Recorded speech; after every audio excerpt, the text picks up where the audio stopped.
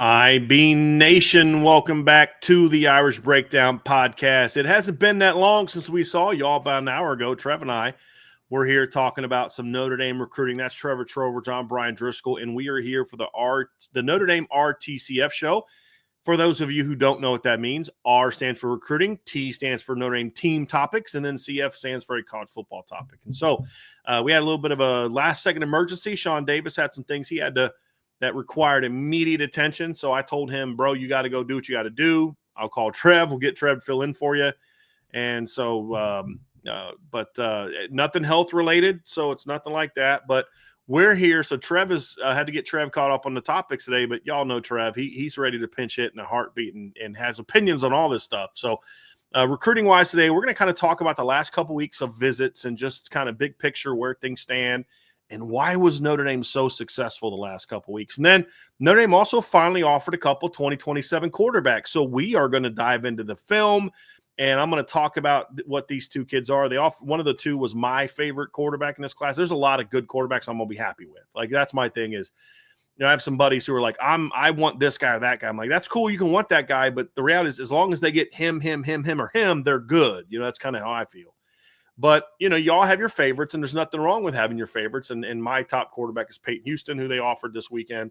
And they also offered Teddy Gerard, who's a talented player. And so we will talk about both of those guys as we get into today's show. That's the recruiting topic. The team topic is going to be looking at the offseason. You've had a lot of changes, new defensive coordinator, new running backs coach, whole new recruiting operation outside of like one guy, right? Carter Allman's like the only guy coming back. You've got a transfer portal class coming in. Is Notre Dame better? Did they get better this offseason or not? And that's the question that every team has to ask themselves. And that's something that we're going to talk about. And it's better is two ways. Better now, but also are they on a path where things are going to be better moving forward? We're going to discuss that. And then the third part of today's show is going to be a little bit – Sean and I have been talking about this for a while is college football more competitive now? And if so, why? And is it something that is sort of a blip, or is it something that is going to be here for the foreseeable future, and why? So we're going to have fun with that today. But Trev, first of all, it's like we've been talking a lot of recruiting lately.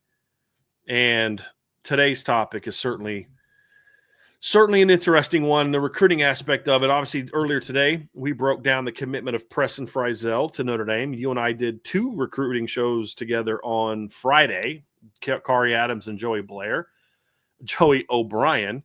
And then I just combined Jalen Blair and Joey O'Brien into one guy.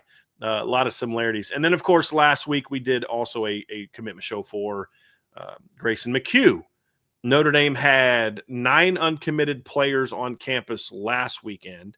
They had 2 uncommitted players on campus this weekend. And the feedback for all of them is exceptional. It went great. So I want to talk about, just kind of give the latest. I'm only going to give so much because some of the more intel stuff is going to be on the board. It's why you need to be a member at boards.irishbreakdown.com. I put a projected class out last night and updated that class with a guy after talking to a couple people. So, Trev, it's interesting when we get into this recruiting thing because we knew that Notre Dame was in a position to finish strong, but the question is how strong. I don't even know if I would have given you a homer take at the beginning of this if it would have looked as good as what this looks like right now. I don't know that I've said this before. This must be what it was like covering Notre Dame from like 89 to 92 when Lou Holtz was bringing in like number 1 classes every year. But it is really impressive to see just how well Notre Dame has done. And there's been a lot of criticism at different times for this or that. And, they should have had – I had one guy said, I think it was a mistake that Notre Dame didn't start bringing guys in for official visits earlier. And I was like, well, we'll see about that. And then, of course, they've done what they've done. And it was intentional that Notre Dame wanted to be one of the last visits for all these players. That was not unintentional. Because, the reality is if you're going to commit before you get to us, you weren't going to play for us anyway. You were looking at something else. But if you get to us, we're going to close. And the things they've done, the job they've done, Trevor, so far in this last 2 weekends has just been exceptional. I couldn't agree more. You go through and you look at what they've done really post the national championship game. That was one of the biggest questions that I had. What was the response going to be? Was this football program going to go in a direction of, okay, we've made it. We won the New Year's Six bowl game. We won the Major Bowl, won another one a week later. Year 3, were they going to ride that train? Or was their mindset going to be shifted more to, hey, job's not finished. We got there, fell short. We need to continue to stack. We need to continue to improve. We need to continue to evaluate this roster and make moves to get us over that hump. And the last 2 recruiting weekends, man, I think they've silenced a lot of some of the potential questions that I had. That is for sure. But it was an absolutely huge couple weekends, Bryan. Well, what's interesting is, a lot of the work that they have done to get to this point has played a role. There's a lot of things that have factored in why they've had so much success, but part of it is they've had more committed kids on campus than uncommitted kids the last 2 weekends. And this past weekend especially, they had 4 committed players on campus and 2 uncommitted players on campus. That's played a big role in the success that they've had in the last couple weekends, because one of the things that we hear consistently from recruits when they visit is they talk about the culture, and that can mean a whole lot of different things. But one of the things it means consistently when we talk to people, and this is something that Shaun was going to talk about because he talks to a lot of these kids, he helps out with recruiting, is a lot of them talk about how tight-knit the commits are, but also how welcoming the commits are to the uncommitted players, because that could be a double-edged sword, Trevor, as you have these kids that have been known each other for a while and they're really tight-knit. You get on campus as a kid that's not part of the in crowd, and all of a sudden you feel like an outsider, and you feel like, well, they're part of this clique, and I'm not part of it. But one of the big things, look at the offensive line, for example, that was so impactful for Grayson McHugh and especially his family, was seeing how well he immediately bonded with the 4 committed players. Now, these guys have been talking as a unit of 4 for a while. Even before he was committed, Gregory Patrick and the committed players, Tyler Merrill, Sullivan Garvin, and Ben Nichols, were bonding because they, kind of felt for a while that they were going to get Gregory Patrick. They did. But Grayson McHugh's kind of new to the board. He's not these guys are all kind of close by each other. And, the 3 Michigan kids live somewhat close to each other. And then Tyler Merrill, they see a bunch. He's been on campus a bunch. Grayson McHugh didn't get offered till like April. This is kind of a newer kid to the board. It could have gone weird. Like, yeah, these guys just didn't really, they kind of their own little crew. That's not at all how it went. And that played a big role in his decision. You talk about, getting Caden Finley, and you talk about getting Devin Fitzgerald around the current receivers on the team and how impactful that was, just how welcoming they were. But then also Notre Dame is doing plenty of the fun stuff. It's the photo shoots, it's running out of the tunnel. But there's a lot about the business aspects of it for Notre Dame. And I'm not talking about the NIL stuff. I'm talking about the messaging is very clear. We did not like how last season ended. We're recruiting to make sure that doesn't happen again. That's the message. And I don't know what Marcus Freeman said, but one thing that Shaun relayed to me, this is from 3 different recruits we've heard this from. Kari Adams especially, because he put that in the story. He said, when Kari was leaning towards Notre Dame, I felt good about Notre Dame for a while, but Kari told Shaun that the minute he realized it's over is whatever Marcus Freeman said. So they ran through the tunnel.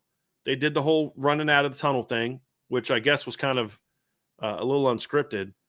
And Notre Dame, like, coaches are there and some of the players and the families of the kids are all there. But then they bring them all there and they get to midfield and Marcus Freeman talks about something.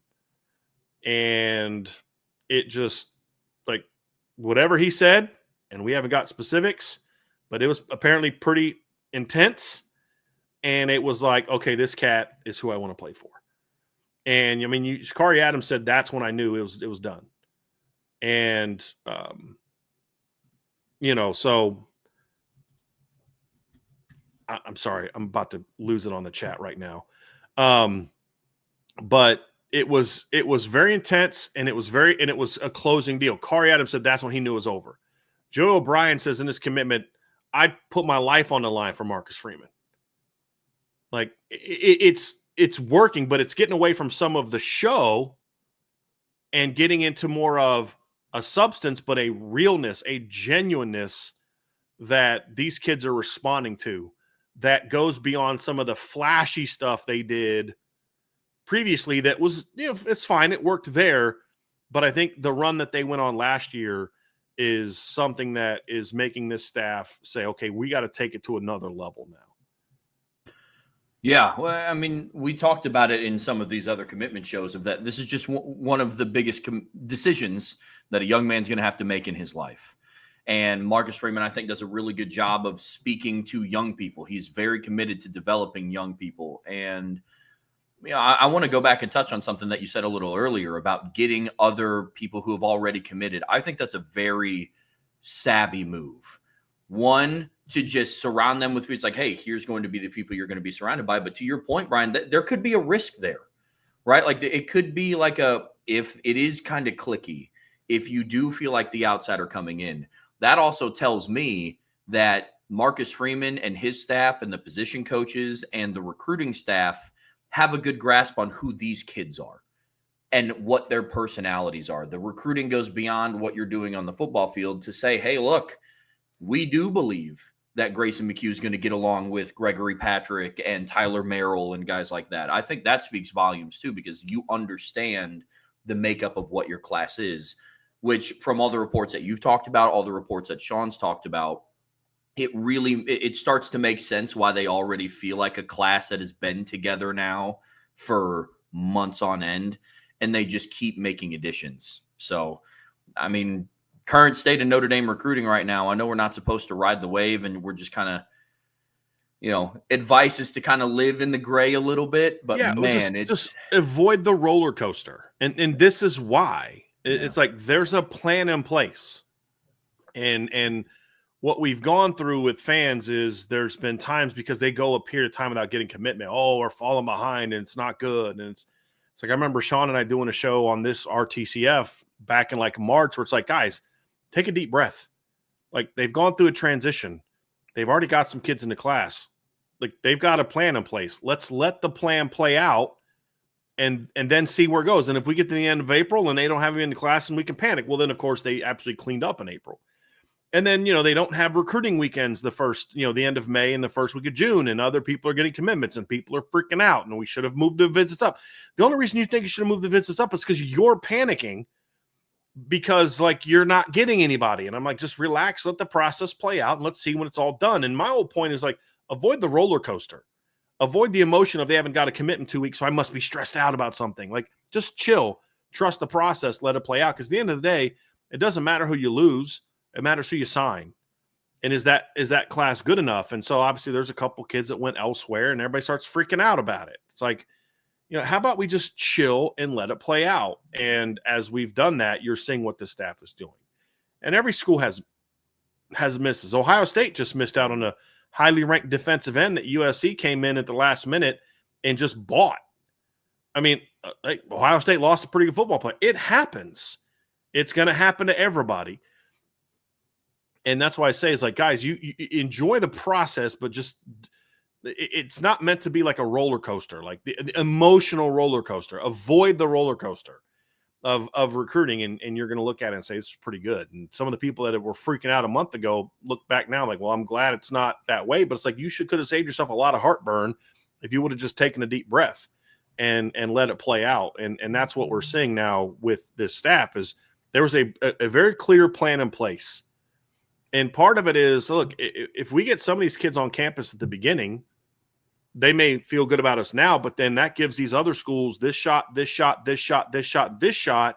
then undermine us, where if they really are serious about us, they're going to make the visit to see us. Alabama tried to get Elijah Golden to commit last weekend, but he said, no, I'm going to see Notre Dame. Well, Clemson and Texas were able to convince Drake Quinn not to come to Notre Dame. Well, guess what? They weren't going to get him anyway. So the kids that were real serious about Notre Dame still made it to campus, and some of them are going to pick Notre Dame and some of them won't. But the plan in place has been excellent, man. And it's just, there's so many different leaders in this class. But the other part too is when you start getting more highly ranked players that are then the leaders of your class, it's very impactful. And you've got Javion Osborne, who's like just working like crazy to get kids into the class, and he's a top 100 recruit. And, Jonas Walton and Noah Grubbs and you're seeing Rodney Dunham's doing a lot of behind the scenes recruiting for Notre Dame. We've talked about, Thomas Davis has been very active behind the scenes, and now you're adding some of these other big time players, and all of a sudden Notre Dame's able to just really roll with it. So I think those are aspects of this that really have me thinking that this is a different operation than we've seen in the past. It really is. It really is. So I'm fired up about what they're doing, and now it's about closing, because this class is going to still be defined on who they add to the class. Yep. Put an intel piece on the board last night about it, and just kind of an updated, here's how it went with a couple of visitors, and then I put my updated class projection on the board as well. And so I think it's 26 or 27 kids in the class is my projection. And so some of the commitment dates we know that Caden Finley is going to announce whatever his decision is on July 4th. I believe it's Notre Dame, Texas A&M, and there's one other school that's on his board. Then you've got July 5th, Devin Fitzgerald is going to make his decision between Notre Dame, Clemson, and Stanford. And then on July 20th, as of right now, Braden Robinson has said that it's July 20th. I won't be shocked if he moves his decision up. It's between Notre Dame, Miami, Arizona. And then July 11th, we go into a situation where Nick Reddish is going to make his decision between Notre Dame and Virginia Tech. So that's where Notre Dame is at. That's what they're trying to finish up and clean up with. And then obviously, I keep saying Carter Tom. I don't know why. I keep saying Carter Tom, but no idea why. No idea why. But anyway, he's going to make his decision, I would imagine, very soon. And that one was always, I mean, if we're just being honest, I don't mind saying this. I'm not trying to steal a kid's moment, but, look, Charlie Tom told Penn State staff that if Notre Dame offers, he's going to go Notre Dame. So that's not me taking his moment. That's the kids pretty much put that out there. So we're just now waiting on the win at this point in time. So that's kind of where they're at. And then obviously Elijah Golden does not have a commitment date set just yet.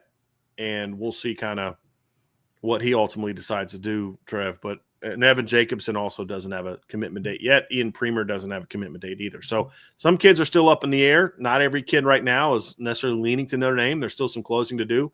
But as of right now, I feel great about where Notre Dame is now that they were out of the visit period. And now they enter I believe, a quiet period. So kids can't visit now. So that's where they're at, Trev. But then the other part of the recruiting news is Notre Dame offered a couple quarterbacks this weekend.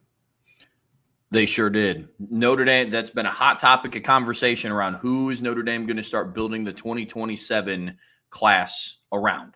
And when are they going to start recruiting quarterbacks? There's been a lot of questions between mailbags and buy-sell holds around the recruiting strategy with quarterbacks. Well, we don't have to wait that much longer because Notre Dame offered 2 2027 quarterbacks. They offered Payton Houston, and they also offered Teddy Gerard. So what we're going to do here, we are going to talk about each player individually. We're going to break down their film, but we're going to start with what does it mean that they get these 2 offers out? And that's the foundation of this segment, Brian. So what does it mean that they offer Payton Houston and Teddy Gerard? Well, it's been an intriguing process because we're all waiting on them to offer soon. And I've said, look, I don't know that I would have gone about it this way, but at the end of the day, we don't know if it was smart or not until we see what the end result is. And Notre Dame was very late getting an offer out to Teddy Gerard and Payton Houston, especially Payton Houston. When you look at his offer list, it's an incredibly impressive offer list. It's Notre Dame, Clemson, Georgia, Texas, Michigan, Florida State, LSU, Oklahoma, Texas A&M, Penn State, Tennessee, Miami, Ole Miss, Auburn, just to name a few. So Teddy Gerard has gotten more late offers. He's more of an ascending prospect, where Payton Houston is just considered a big-time prospect. So I think that's kind of been a factor on why I've been a little concerned about, how late you're getting into this process. But, talking to some different sources, I think part of the reason why they were late is because they wanted to evaluate players. They wanted to make sure that who they offered and who they went after were guys that they really thought could be difference makers for them. They did get a bit of a late start on quarterback in general because of some of the transitions that went on and how late their season was. And then the other part of it is finding out who has legit interest in Notre Dame. And then also the reason they felt they could be slow with it is because they've been recruiting all these kids. They just haven't offered them. It's not like they don't start really pushing hard for them till they offer them. But it's from what I was told, none of these kids are like in a hurry to commit. And so Notre Dame didn't feel like they needed to expedite the process in fear of missing someone. If there was somebody that was that good where they might miss on him, they would have known that this is a guy we need to offer. And so they just felt like there's a lot of really good players on the board. We like a lot of them. We got to really find out who's the right fit for what we're trying to do, not only schematically, but then off the field. And then, of course, they made these two offers. And look, guys, I don't know that anyone's going to get offered immediately after them. It also makes it very clear after the dust is settled, they believe these two are the top two prospects on the board. I agree with one of them. I don't have Teddy Gerard as my number 2 quarterback on the board. He's in my top 5, though. And he's on my list of, if that's who you get, you're good list. I just wouldn't have him number 2. But it's not to where I'm going to sit there and be like, pound the table and be like, they're nuts. You know, I have Malachi Ziegler ahead of him. I have Peter Bork ahead of him, but he's in. I also like it's Isaiah Abrams kid who visited recently. He's a good player too. The point is, there's a lot of good quarterbacks, and even though I may have some guys higher, Teddy Gerard's a kid that grades out very high and has a lot of tools as well. He needs a little bit more work. But I'm not sitting there pounding the table like, man, these guys are nuts for only offering him over another kid. I would have said, look, I think they should have offered Malachi Ziegler as part of this process too. But, you know, I understand their concerns about Malachi, and hopefully he'll get an offer soon. But these are the two kids, obviously, the staff has felt are the top 2 options for them. So we'll see if they get them. Because here's the risk, Trev. If you don't get one of these two, now you're behind with the other kids. And here's the risk reward. The reward is these two kids feel honored, they feel privileged, they really like you, and you're able to close on them. The risk is, what if you don't get one of these two? Now every other kid you offer next is going to feel like I was a consolation prize to the guys you really wanted. So you better get one of these two, otherwise you may not have a shot to get 3, 4, and 5 either. And that's the risk that they've run by doing it the way that they've done it. This is the part of the quarterback recruiting process that I was interested to see how they play it out. You want to wait this long. I don't hate that decision. I was more impartial to it, but it's how many do you offer for all the points that you just brought up? Because if your decision is to only go with 2 openly, and then whatever follows afterwards, that's a double-edged sword, because the rub is pretty big, but it's also the reward could also be big if you land one of these 2 guys. So this is the part of the process with these 2 kids and with Notre Dame's quarterback recruiting strategy as a whole that I was really, really interested to see. Really interested to see. So I want to dive into the film of each player and really look at where they are and break down their film. And I want to start with Payton Houston because he's the player, obviously, that I'm most familiar with and the top guy on my board. So Payton Houston's from Shreveport, Louisiana. He goes to Evangel Christian High School. In 2024, he completed 70% of his 443 pass attempts. He passed for 4,480 yards, passed for 38 touchdowns, was picked off 6 times, also rushed for 690 yards and 7 more touchdowns as a sophomore. I grade him as a 4.5-star prospect, which is that of a top 75 player. He's inside the top 50 for me. I've expanded that ranking a little bit, 5-star upside. He's ranked number 44 overall by Rivals, number 53 overall by ESPN. Here's the only knock that I have on him. I read his offer list earlier. It's an impressive offer list. He's listed between 5'10 and 5'11, and I'd probably bet he's probably closer to 5'10 than he is 5'11. That's the knock on him. And it's an understandable knock. And I can easily point to Kyler Murray and Bryce Young are the same exact height. They both measured in at the combine at 5'10 and pro days at 5'10. And this kid's 5'10". He's a well-built 5'10". He's got a thicker lower body, so he's not exactly like a small kid, but he's 5'10". And you can't – I always say the exception is not the rule. The reason that I bring that up with Payton Houston is because he's the exception. Like we talked about the kid we saw in Irish Invasion who just had a great arm. We didn't push for Notre Dame to recruit him.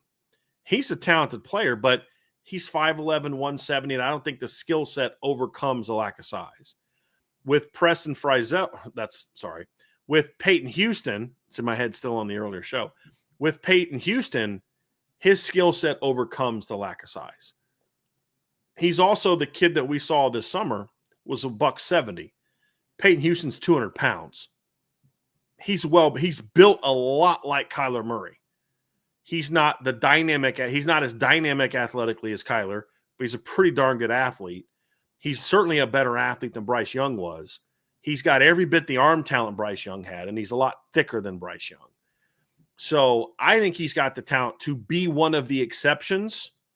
And in an offense at Notre Dame that's primarily a shotgun-based offense, it just doesn't concern me as much. When you talk about his size, there's always going to be some disadvantages to being on the shorter side, but just the 5'10" guys we talked about both had over 4,000-yard passing seasons in college in different offenses. So the size, I understand it. I don't care. In NFL, I don't care about the NFL. I don't care about NFL draft projection. Where did the quarterback for this past year's national championship team get drafted? What round did Will Howard get drafted in? 5th, 6th, something like that, right? I think the 6th. So, I don't really care about that. Where did Stetson Bennett get picked? He won back-to-back national championships, right? I mean, where did he get drafted coming out of high school? 4th round or out of college? 4th round. And that's only because they won 2 titles. I don't care about NFL draft. Tim Tebow didn't do much anything in the NFL. Don't care. It's about what you can do in college. And in college, you can be successful at this size if you have special talent. And Payton Houston has special talent, Trevin, as we pull up the film. And there's some game film online of him that I would encourage you to watch if you can, and it's every bit as good. Both of these kids have game film on YouTube. I would encourage you to watch. But as we dive into the film of Payton Houston, you're going to quickly see this kid has really impressive tools, Trev. Just give your thoughts on him as we're popping up this film. Yeah, you got it. I'm like Vince. I love film. Yeah, just the one thing about Payton Houston, guys, he has one of the best arms I've seen of a sophomore in high school. He is a very effortless thrower. I've said this before. You've heard me say it, guys. There are some kids where it's like God just said, hey, I'm going to put you on earth to throw a football. That's going to be one of the things you're going to do. Now, I expect more of you, but you're going to that's what you're expected to do. This is what this kid does. It's really impressive stuff. And you see this stuff over and over again. I just almost had the same throw twice. This is just watch him off of his back foot. Now, he throws a lot off platform because his offensive line is not good at all. And he doesn't often get a chance to go through his progressions like you like. But just the effortlessness with which he throws. Think about this. This is a 20-yard out cut, comeback cut that he's throwing from the far high school hash. Yeah. And just rockets it. Just look at the zip on that ball. That is a brilliant throw, guys. That is a rare arm talent, and he just does things effortlessly. This is a corner route from the far hash that he throws from the 32-yard line into the sideline, and just like it's nothing. It's just elite arm talent. He's a very natural passer. He is able to change arm angles when he needs to. He can throw off his back foot when he needs to. He will miss throws because so this throw right here, he drills. This is a brilliant throw. I've seen him try to make a similar throw and sail it because, he's getting pressured. So he's going to have to be more consistent with some of those throws. But look at the velocity on a throw like this. Now, the guy's wide open. I'm not talking about that. Makes a great read. But look how quickly this ball gets up and down. He throws it from the 43, and the guy catches it at the 3, and he throws it like it's on a line like it's nothing. Yeah. Just no effort at all in that throw. No effort at all, Trev. Yeah, when he gets time, when his offensive line gives him time and he can step into a throw, it's impressive. His ability to make off-platform throws is great. There was a play earlier in the clip where even though it was bad O-line play, as a sophomore in high school, he climbed the pocket. Mm-hmm. I mean, it's stuff like that I like to pay attention to because it's you don't see it a lot from a 15-year-old. You know, you don't see that type of field awareness. Arm talent is off the charts. You talk about awareness, Trev. This is another example right here on this one right here. It's look how he understands. I know when to throw it with zip, and I know when to throw with touch. This throw right here, look at him, just kind of float that ball over the top. He knows he's got to kind of he can't throw he can't muscle it. He's got to get it over top of that linebacker. So he feathers it right over top of the linebacker. Different arm speed, different trajectory. It's funny too. He's got a 9-minute long video, and he breaks them down by drop back throws. He has 1 minute worth of drop back throws. The other 8 minutes are off platform scrambles or runs because of the offensive line. Whew. And you're going to see that he throws on the run as well as any quarterback I've ever seen. And he's asked to do a lot on the run. This throw right here is wow. Absolutely insane. You guys see that he throws this ball from about the 43 on the run across his body with someone squaring in on him. And look how far downfield he gets it, and look how much velocity he gets on this throw. Now, I don't want him making this throw because Jadon Blair's picking that thing off. But like the point is, the arm talent is outstanding. You want to help the decision making a little bit, but the actual arm talent is it's special. He also does a tremendous job of keeping his eyes downfield as he moves around. Yep. But look how much zip he gets on that ball. Like this is an elite arm talent, Trev. Like, and he's a sophomore. He's smart. His dad's his quarterback's coach at Evangel, so he's obviously taught the position. Here's another touch throw. This next one's another touch throw. But he understands arm. He's very accurate, and by accurate, I don't mean he completes a high percent of his passes. I mean this is a nuts throw. So he throws this ball. Look where he throws this ball. But he throws it from the 30 outside the hash. The guy catches it inside the hash. So he throws this ball across his body on the run, across his body. He throws it from the 30. The guy catches it at the 25. That is a 45-yard throw that he throws across his body. And it just hits the guy on the this is early in the game too. This is, I think, their first or second touchdown pass. Guys, that is a ridiculous throw. Like, look at this. He's running to his left, hits it over the top like it's nothing on a line. Like, there are very few guys I've ever seen throw a football like this kid can throw a football. Look, you can focus on the 5'10" all you want. I don't give a rip. This kid's got elite talent, and if you can't figure out a way to make him be successful despite him being 5'10", you maybe need to find something else to do with your career. Like, this kid has special arm talent. And now maybe NFL draft scouts don't like him as much. That's fine. I don't care about the NFL draft. Here's another throw. Throws this 45 yards on the run. Like, not even stepping downhill, just on the run. And just look at this. How does he even see this kid? I don't know. It's behind him. Great vision on the field, Trev. Great awareness of the field. Yeah, great awareness of the field. I love his ability to keep his eyes up downfield, because that was one of the things that I was going to pay attention to, because he is kind of that dual threat. Like, he's athletic. He has sections panned out for like scrambles, off-platform throws. I was really curious to see what it looked like him keeping his eyes down the field. That was one of the things that I loved about CJ Carr's film. Yeah. Now, this is another across. Now, a couple things that as you watch this, a couple things I do want to see him clean up. Number one is he's inconsistent catching snaps, partly because his center is really inconsistent snapping the ball. And so at times I think Payton's thinking it's going to be a bad snap, and it's not, and he'll miss it. The other part of it too, Trevor, is when he runs around and scrambles around, he is a little careless with the football. And I've seen him in game film put the ball on the ground a few times. That's got to get fixed. That's a correctable mistake. But I want to see him learn to, when you're out and about, protect the football better. A couple times he gets tackled late in the play and the ball gets knocked out, or he's running around and somebody hits him and puts their head on the ball because he's got the ball way out here. Those things need to get corrected. He is not as fast as Kyler Murray.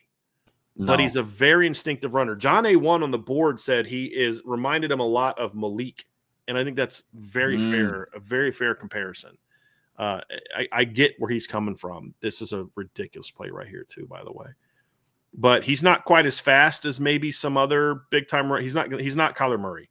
Didn't Kyler Murray run like a 4.4 combine? Like it was ridiculous. Payton Houston right now is not a 4.4, but he's very quick. He's very athletic, and he's a good runner. He's got a good feel. He knows when to scramble. He knows when to move around in the pocket and try to buy time to throw. And what helps him too is he does have exceptional vision as a quarterback, so that helps him know where to go, when to go, things like that. He's very decisive when he runs. He's not a guy that I view as like, he's not going to be the 1,000-yard rusher like Kyler was. I don't want him to be. He's a little bit more of a natural passer than Kyler was coming out of high school, but he's a legitimate weapon with his legs. But I don't know that I'd call him dual threat. I guess he kind of is a dual threat guy because he can do damage with his legs. But in an ideal situation, Payton Houston is sitting back in the pocket all day for me throwing the football. That's the ideal world that I want him living in. But he can make plays with his legs, which is why I think Mike Denbrock likes him so much, because obviously we know that he likes him because they offered him. But look at this, just bomb. But Mike Denbrock likes athletic quarterbacks, but he likes athletic quarterbacks whose primary strength is throwing the football. Yeah. That's what he primarily likes. And that's what this, I mean, just the touch. This is what I'm talking about, Trev. The touch he throws, the ball placement, it's like outside shoulder. He's got great feel for the game. He's not just a really talented player. You could tell he understands the game of football. He's smart. There's a couple clips on the great ball placement. This is what I talk about ball placement. This isn't an accurate throw and like it hits him right in the hands. Guy's got to turn around for it. Why? Look what the ball is. If he throws it in front of the guy, it's getting picked off or the guy's getting destroyed. Yeah. This ball has to be right there on the back shoulder with that velocity, and it prevents the safety from getting over and making a play on the ball. Here he is touching it, just dropping it on the dime. Guys, I watch game film of this kid, and it pretty much looks like this all the time. I mean, he'll miss some throws, and everybody misses throws, but look at the zip on that. But this is just kind of how game film is. He had a game this past year, he passed for over 800 yards in a game. Good they lost 77 Lord. to 76. And he passed for 800 yards in a game and like 8 touchdowns. It was ridiculous. Just absolutely ridiculous. But the touch is really impressive. But you can see him reading defenses, making decisions. Like every sophomore, he's going to have to even get better as a decision maker. But for a sophomore, he's incredibly advanced with the mental part of the game as well as the physical part. Because you see a lot of clips where it looks like he's kind of playing street ball because of the offensive line, but you watch game film, this is a smart kid. He understands the game of football. A lot of stuff he does that looks like street ball is out of necessity because he doesn't have time a lot of times to drop back and throw the football and stay in rhythm. But when he does have time to throw and have rhythm, he's an unbelievably talented quarterback. Like, as I said, dude, this is one of the most gifted sophomores I've ever seen. Like, this kid has special, special talent. If he was 6'3", people would be talking about him as a generational player. Yeah. They'd be talking about him, number one player in the country, all that kind of stuff. There's nobody in this class with the arm that this kid has. It's just that people see 5'10", and then that's what they make their decision off of, is 5'10". And in college, I don't care about that. I've said this means I don't care about what a kid does in college, in the NFL. Doesn't mean anything. You can win a Heisman Trophy, but if you don't do anything in the NFL, you weren't a 5-star college player. That's nonsense. So this kid is impressive, and he does it on a high school team where, Trevor, I'll watch film and I'll just watch 10, 12 dropbacks where just one of the tackles just doesn't touch anyone, just completely whiffs. And there's times on film where both of them whiff and run through, and you know, he got sacked a couple times, and you know, at times he'll lose more yards because he's trying to make something happen. You kind of live with that a little bit, especially at the high school level. And when you see that kind of talent, you realize that you're getting a special player. Look, if I have a high school quarterback that's going to pass for 800 yards in a game, I'll live with a slightly longer sack. Yeah. That's okay. Look how easy this out throw is right here, though. This is over a 10-yard out cut. This is about a 12-yard out cut that he makes from the middle of the field. It's just like with zip, like it's nothing. Look, he hits that kid perfectly in stride. Let's talk about ball placement.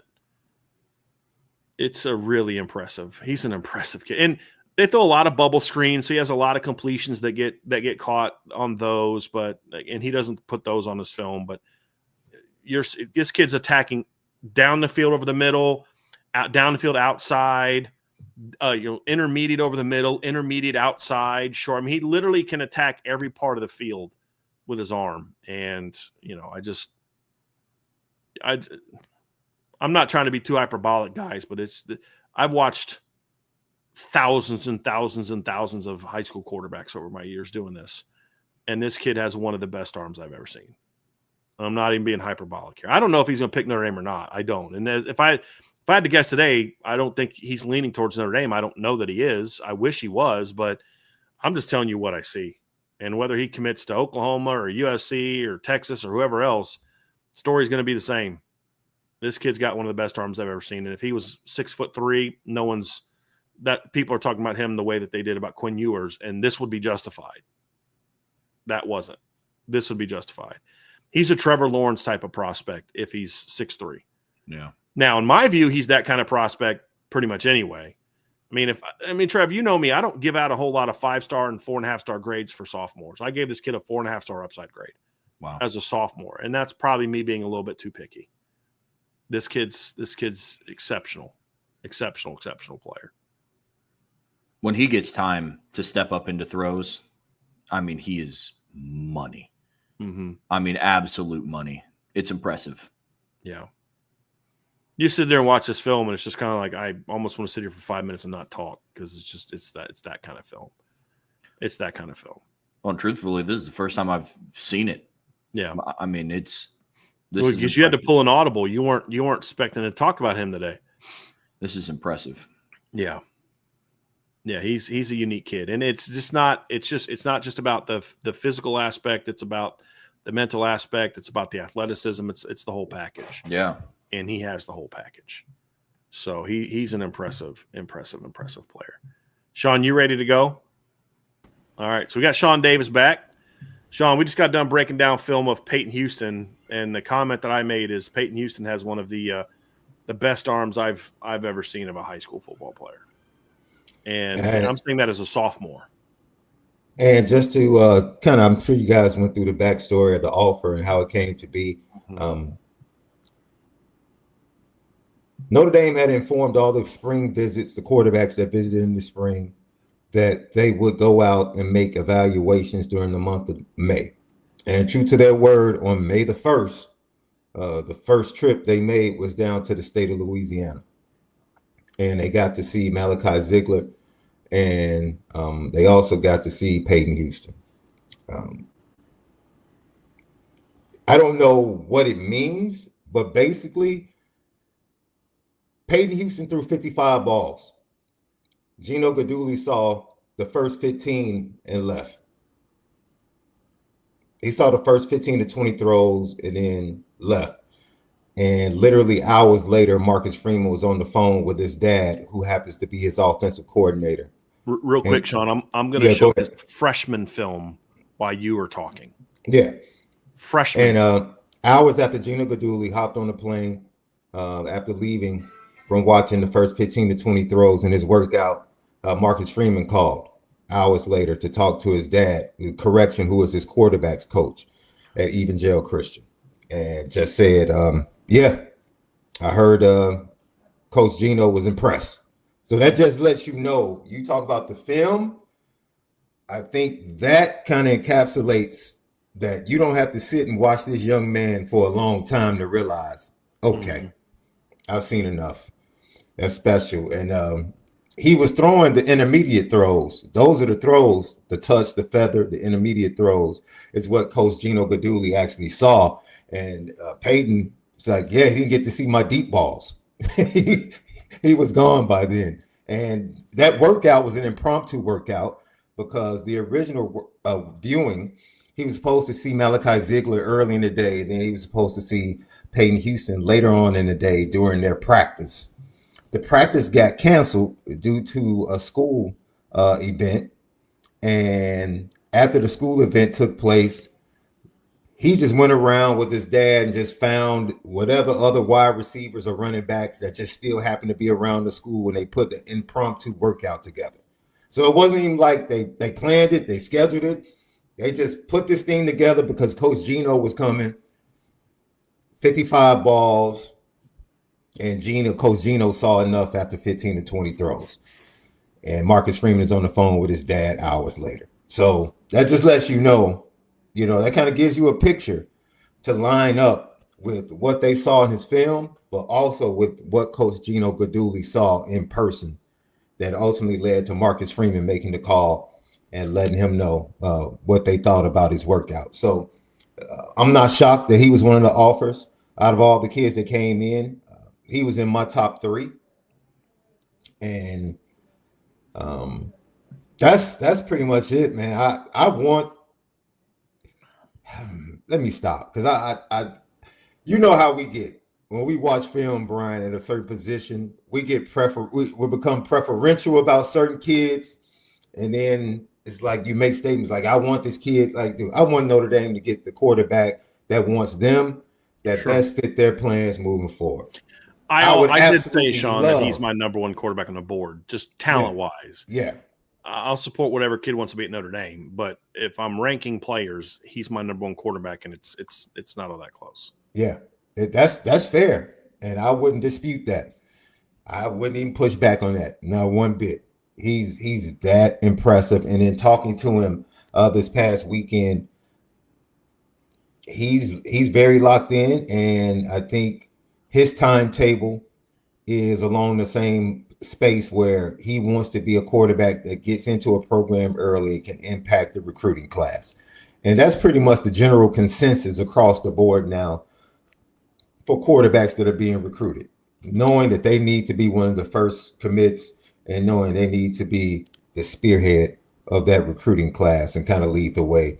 He feels the same way, but I think for them, with his dad being the quarterback coach, their approach and the way they're going to be asking questions of staffs is going to be, I don't want to say different, maybe a little bit more intricate when it comes to where he ultimately decides to go, right? And you know how that is. Like if you have somebody that knows the game as opposed to, a parent that doesn't coach, right, really not involved with the game, the questions are going to be totally different. Yeah. Coming from that aspect. So I expect that to be part of the dilemma or part of the things that need to be answered, shall I say, by the Notre Dame staff in making him feel comfortable enough to say Notre Dame stands out above everybody else. And I'm ready to go ahead and make that commitment and get in and start helping to work on the class. Yeah. So you guys are watching the film. I mean, you guys see how impressive this is. This is a very talented player. And you guys are watching that right now. What you're watching is freshman film. He was at, I believe, Calvary Baptist, I believe, as a freshman. And obviously went to Evangel Christian. And so this is a big pickup for Notre Dame. Really, really, really like what he brings to the table. And I think he's a good fit for Notre Dame too. It doesn't mean that he's going to pick Notre Dame. I just think that was a big part of this whole process, Shaun, is they wanted to find young men that also fit what they're trying to do in the program they're trying to build, the culture they're trying to build. There's a lot of things they're looking for from a competitiveness standpoint. So, there's a lot of that kind of stuff that is part of this equation as well. And Notre Dame's trying to find, how well these kids fit into that. So obviously they feel that both Payton Houston and Teddy Gerard fit into that. Not that they're the only two. It's just a combination of factors. And I think it was intentional that they only offered 2 kids right away. It was to let the top guys know you're our top guys, and then you got to figure out if you can land one of them.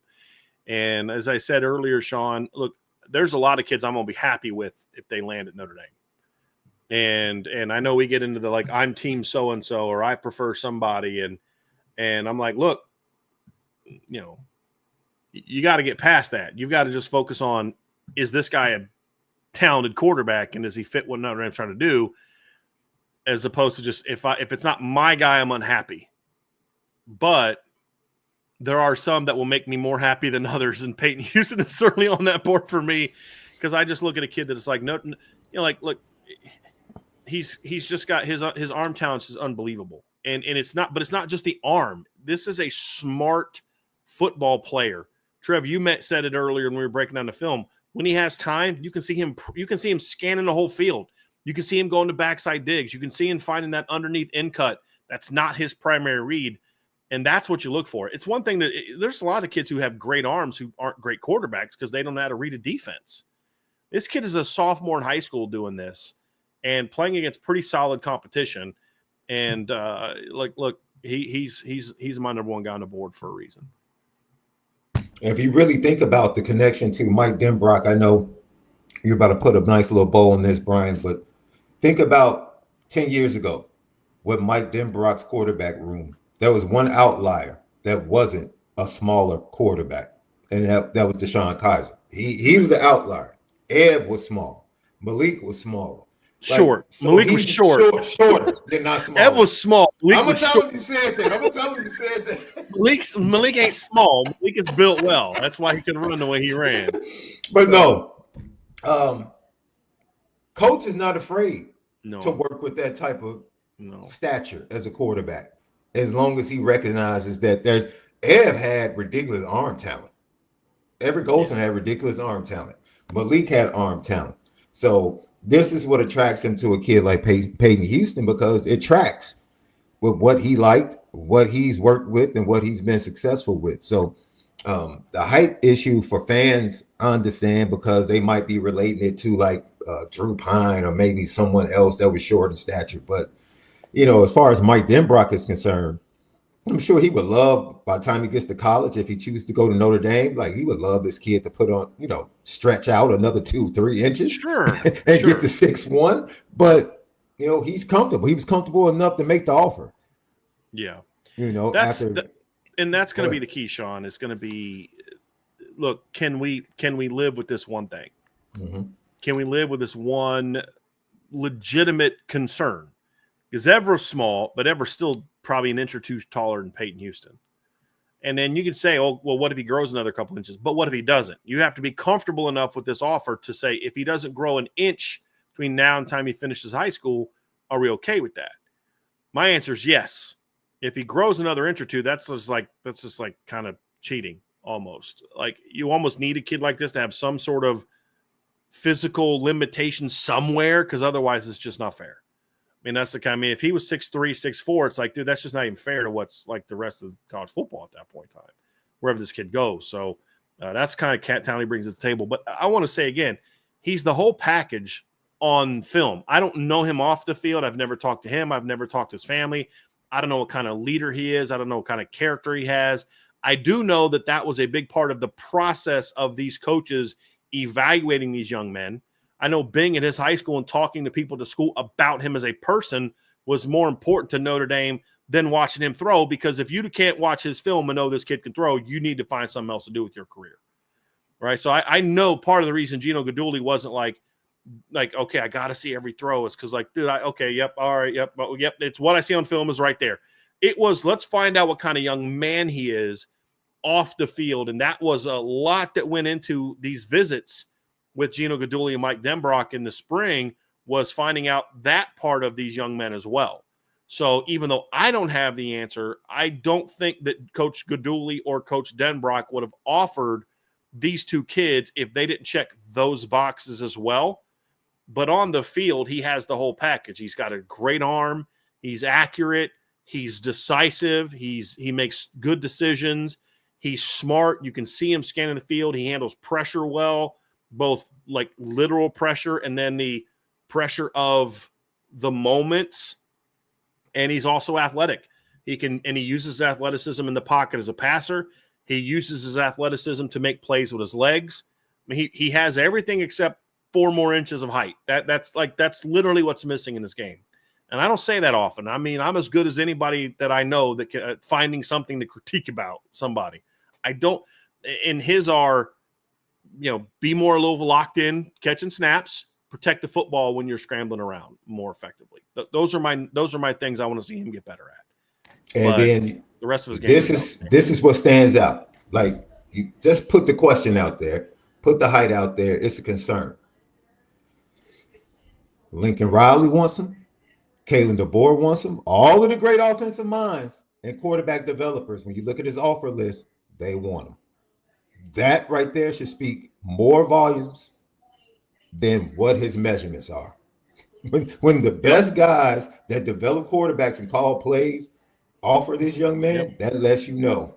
Yep. Okay. Texas wants him. Texas wants him with Sark, absolutely. Yep. USC wants him. Yep. I believe he has an Alabama offer as well. Alabama offer, Michigan offer, Clemson offer. Clemson. Yep. Yeah. Ole Miss has offered him. So there's a lot of talent to work with. So that's our breakdown of Payton Houston and where things are with him. Now, guys, I want to talk about the other quarterback that was offered by Notre Dame, and that's Teddy Gerard. Now, this is an interesting one. I don't know that Teddy Gerard was high up on the list for Notre Dame when the process began. He was a guy whose name kind of came to us a little bit later. I think this was more of, this is why they got on the road, because when they got on the road and started to learn about some of these kids, they realized there's some kids out there that maybe they weren't as knowledgeable of early, that when they got on the road and saw these kids throw. And then, of course, Teddy Gerard came to campus this summer and worked out in front of the staff. They saw him in school, that they said, hey, this is a guy that we like also. And so when I look at Teddy Gerard, he's an intriguing player. I don't think he's as advanced right now as Payton Houston. Recruiting profile is not as high. He's ranked number 107 by On3. He's 207 by ESPN. He's 230 on Rivals. I grade him as a top 150 caliber prospect, but there's a lot of ceiling there. And then 247 has him as a 3-star, but we should honestly just stop referring to 247 in any way, because they're just not good at this whole evaluating thing. He's been to Georgia 5 times. He's got offers from took some of the top schools: Arkansas, Auburn, Georgia's offered him, Illinois, Indiana, Miami, Michigan, Missouri, North Carolina, NC State, Ohio State, Penn State, Virginia, Virginia Tech, Wisconsin have all offered him a scholarship at this point in time. So, and a lot of his offers have come in the last couple months as people start to learn more about him. I know he's and I like the kid's competitiveness. He's thrown at Ohio State this spring. He's thrown at Michigan. He's thrown, I believe, at Georgia. He's gone to a lot of different camps to throw in front of coaches. So he's obviously out there, and he's earned offers. Not all these schools were high on Teddy Gerard going into the winter, because I think he is a guy that was a little bit of a late bloomer, wasn't considered a highly ranked guy. And he's earned a lot of these scholarship offers with what he did in the season. And he's transferring to North Cobb this season. He went to North Cobb Christian last year. And so now he's going to play a little higher level of competition. Threw for about 2,700 yards last year, accounted for over 30 touchdowns, 72% completion percentage. Also a good athlete, not the athlete that Payton Houston, some other guys are, but a plenty good athlete.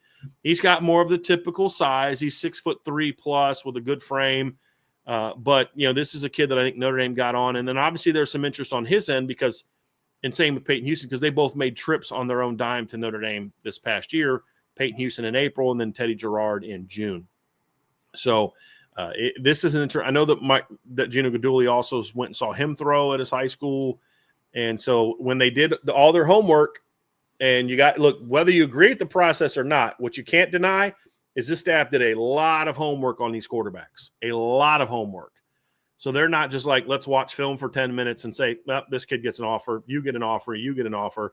They studied the film. They studied the character. They've talked to the young men. They've talked to their coaches. They've talked to teachers. They've talked to counselors. They've talked to opposing coaches. I mean, they've done their homework big time on these quarterbacks, and these two kids got the offer. So, Shaun, I know you talked to Teddy Gerard about the offer.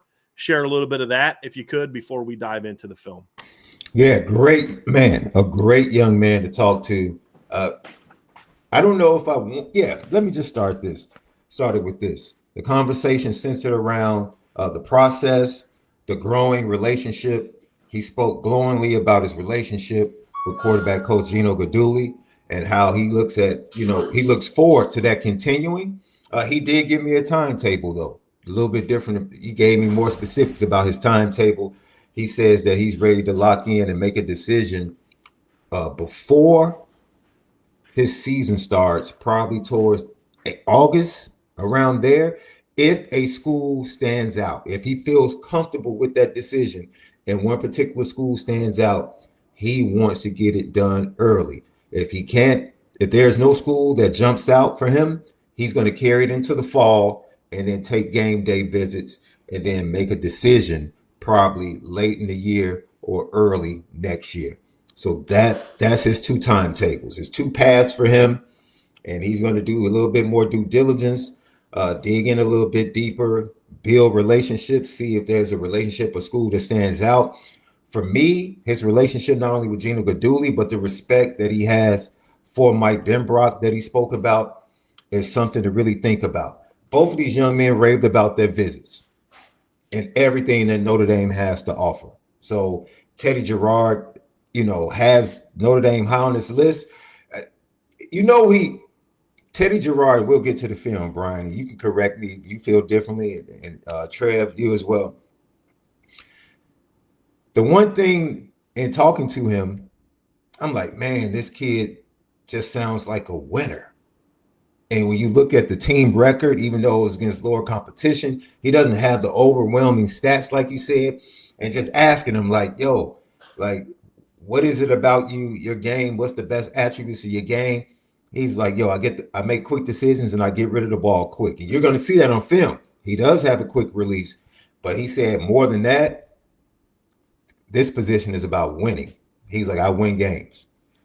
And I was like, it's very interesting because when you take a step back, I don't want to say he and Payton Houston are two totally different type of quarterbacks, but there is a distinct dynamic where you can say that's a differentiator between one and the other. And I think George is definitely a competitor for him because he's a Georgia type quarterback. Just be a winner. Like, that is the type of quarterback. Of course, we've seen them recently go out and get a dynamic quarterback in 25 class, but he kind of fits that mold of what Kirby Smart has had, local kids that are just winners, they can get the job done. But I think Teddy Gerard, from a physical traits, go a little bit beyond that. I think he is a little bit more gifted with his physical traits. Like you said, he's not as dynamic. For me, when I look at a Stetson Bennett, who, of course, smaller in stature. That's okay. I was just curious who you're comparing. That's what I was comparing him to. He's got a lot of those prototypical physical traits you want. He's tall. He's a good athlete. Good frame. That's why I stopped short of saying he's just like that, but just the way he looks at the game of not doing too much. He talked about, I got to cut down my interceptions. I'm like, dude, you had single-digit interceptions. Like, what are you? But that's his mindset. He had some bad ones. Like you watch the film, like there's a couple where it's like, ooh, that was not especially in their playoff loss. Yeah, because they started off hot, undefeated, and then ended up losing. So his whole team struggled in their playoff loss. Yeah, but I would assume he took that a little bit harder. He's that type of leader that he took that to heart. Kind of took the bulk of the responsibility on him. And he completed 70% of his passes last year. He's like, I have to improve my completion percentage. All right, that's cool. Keep working on your game. But, I just think he's the mindset. They both want to win. They're both winners. Because if I'm not mistaken, didn't Payton Houston didn't they win Ebell Christian? Did they win the championship? No, they regional championship. Okay, they were like 5-7 last year. Okay, but I'm gonna tell you right now, his team's 1-9 if he's not their quarterback. Shaun, they lost a game 77-76 in which he threw for 800 yards and 8 touchdowns. That's insane. They lost another game where they scored in the 40s. I'm gonna pull up their schedule last year, but they weren't losing a whole lot of games because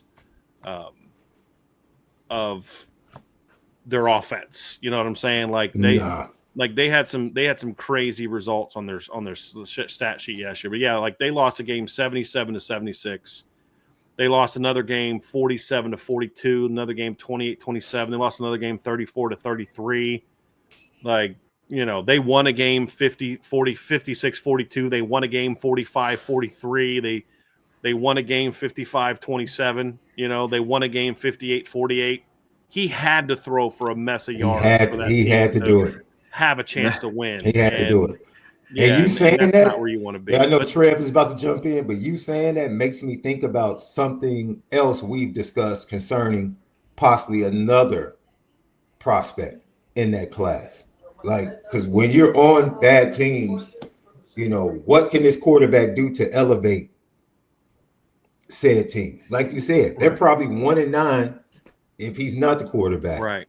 But because he was the quarterback and because he's so dynamic now, the record is different. So go ahead, Trev. Yeah. No, that's just crazy. I was just listening to some of these final scores. Our guys out here playing in the Big 12, like that is, with some of these final scores, man, that is crazy. Yeah, I mean, they lost the game 42-24, 35-23, 47-42, 28-27. In that game, he threw for 24 of 34 for 372 yards, 3 touchdowns and a pick. Also in that game against Huntington, rushed for 55 yards. They lost the game 77-76. In that game, they lost 77-76. He went 53 of 65. Threw 65 passes, but he had 817 yards, 15.4 yards per attempt, 8 touchdowns, no picks. In that game, he also rushed for 88 yards and 2 touchdowns. So the kid had 10 touchdowns. They scored 76 points. He accounted for all 10 They accounted for 10 touchdowns. Was that all? Was that all in regulation?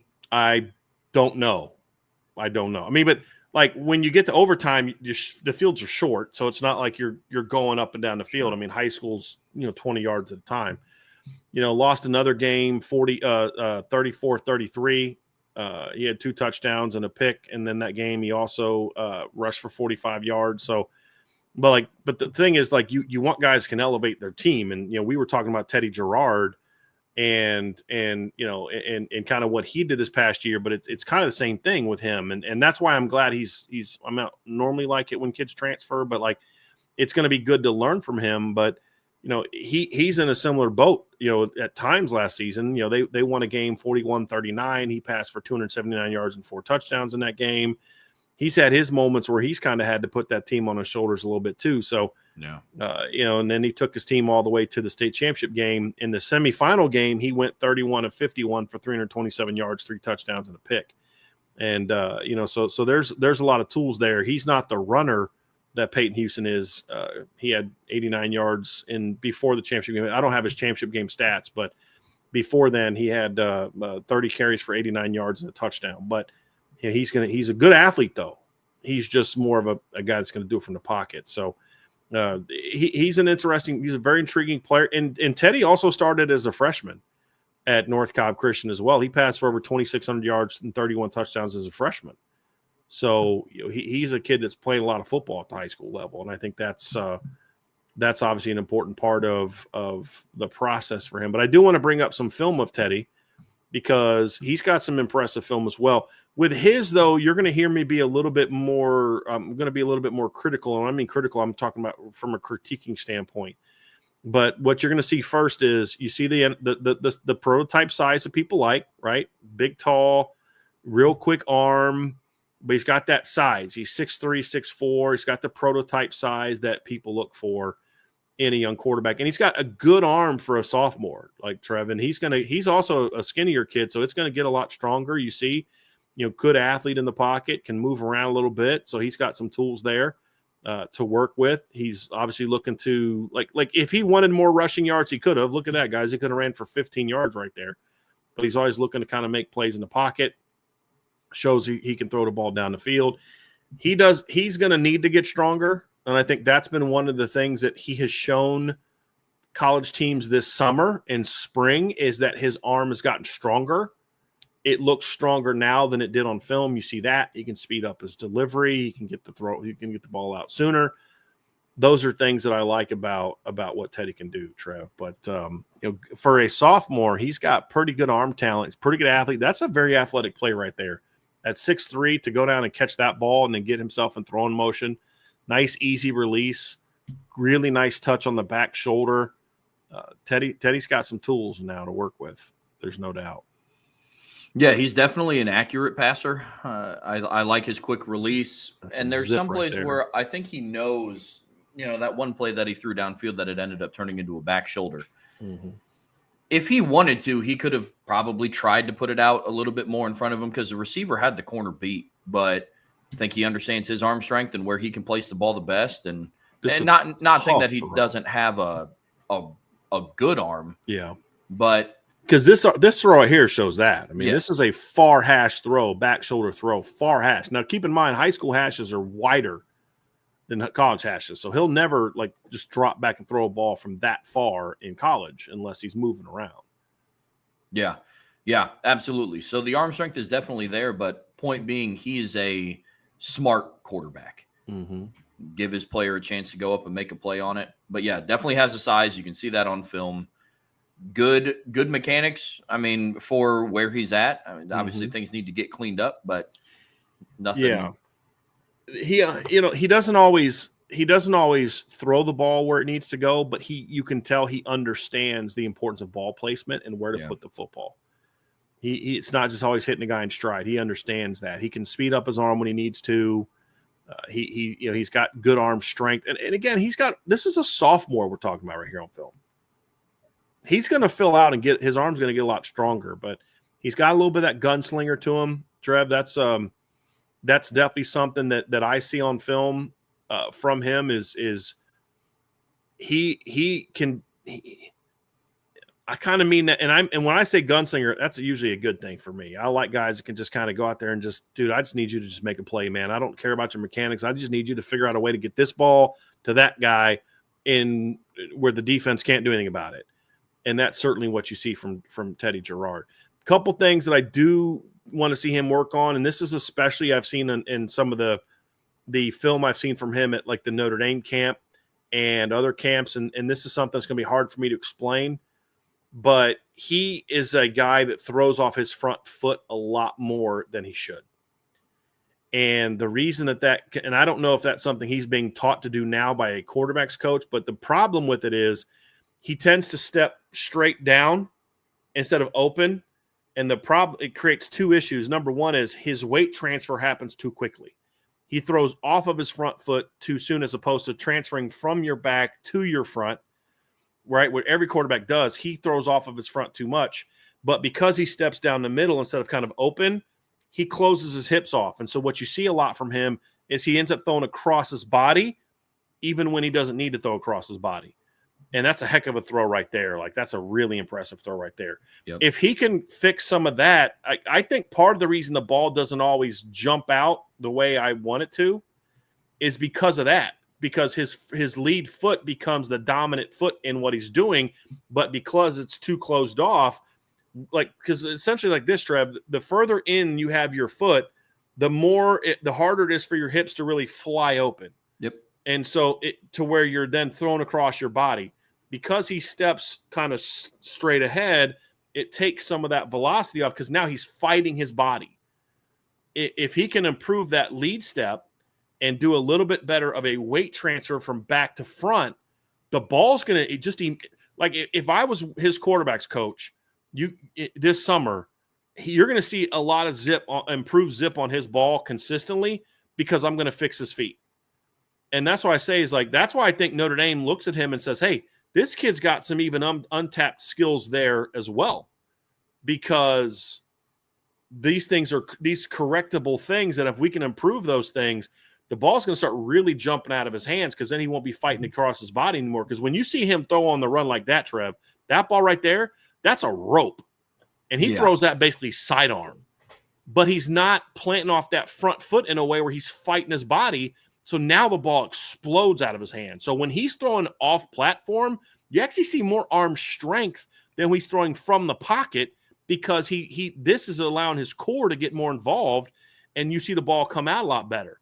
Yeah. But sometimes, I've seen him a couple of his picks last year were underthrown balls because the ball just died on him because he's closing off his hips, he's fighting his upper body, and that causes the ball to die a little bit on him. And that's something that, you see it right there. It's a perfect example. Watch how he does the step. First of all, he throws off his front foot a little too much. This isn't as bad as some other throws. But look where it right there. And so he closes off his hip. So now he's not even through the throwing zone and his lower body's no longer involved, and you see the ball just die on that one, right? So that happens a little bit too much on film, but that's a very correctable mistake, Trev, where if he can work on that as a sophomore in high school, right? I mean, I'm critiquing a sophomore in high school.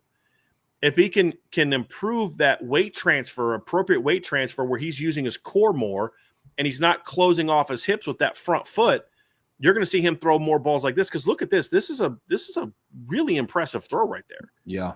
When he's thrown on the run and when he's moving, the ball, look, that right there, that's a phenomenal throw right. That's from the 36-yard line that he's throwing a corner route, and it's on a rope.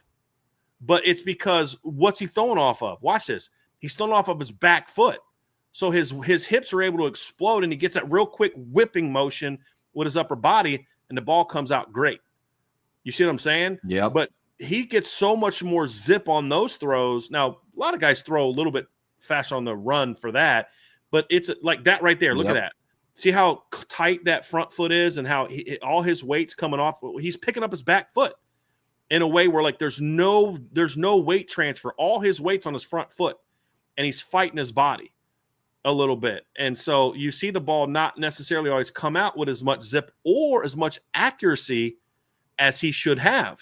Mm-hmm. But my point is, if I'm a quarterback's coach, I'm seeing this and I'm like, I got to fix this. This is a perfect example. Y'all can see it right here. Watch this. See how he there's no weight transfer. And so you'll see it right here. There's no weight transfer. He's on his front foot, and it's kind of narrow, and it's underneath him. And so you can see he fights his body, so it causes his arm, his release points a little bit early, which causes the ball to be a little bit like not quite where he wants it to be. This is still a heck of a throw, though. That's a very correctable mistake. And when he makes those corrections and he just just works on that weight transfer a little bit, you're going to see him throw a whole lot better. And this is a perfect example too. This one, he throws off his back foot, like where he drives off his back foot, and the ball, look how easy that is. Look how easy that outcut is for him. I've seen him throw hitches with less velocity when he doesn't step appropriately. That was a beautiful throw. Like, that's what I want to see. But then there's other times where that lead foot is too narrow and he doesn't weight transfer, and it hurts his accuracy, and it also hurts the ball doesn't get as much power. So like that, I think what Notre Dame saw is, we see that. I hope that Notre Dame sees that. I assume Notre Dame sees that, but that's a correctable thing. I don't like messing with a kid's arm motion. You know that, Trevor. I hate messing with a kid's arm motion. I'll mess with your feet all day until I get it where I want it, because that's an easier thing to correct. Look at this. You talk about clutch. We talked about how he won a game 41-39. Here he is making a throw on that play. This is the two. Looks like a 2-point conversion or a touchdown, but that wins the game. It's a walk-off. Oh, it's 39-39. So this is a 2-point conversion. And he walks it off, makes the great read. Guy's wide open, but he makes the read, and they win the game. So plays with a lot of swagger. There's a lot of tools to work with here with Teddy Gerard. A lot of tools to work with.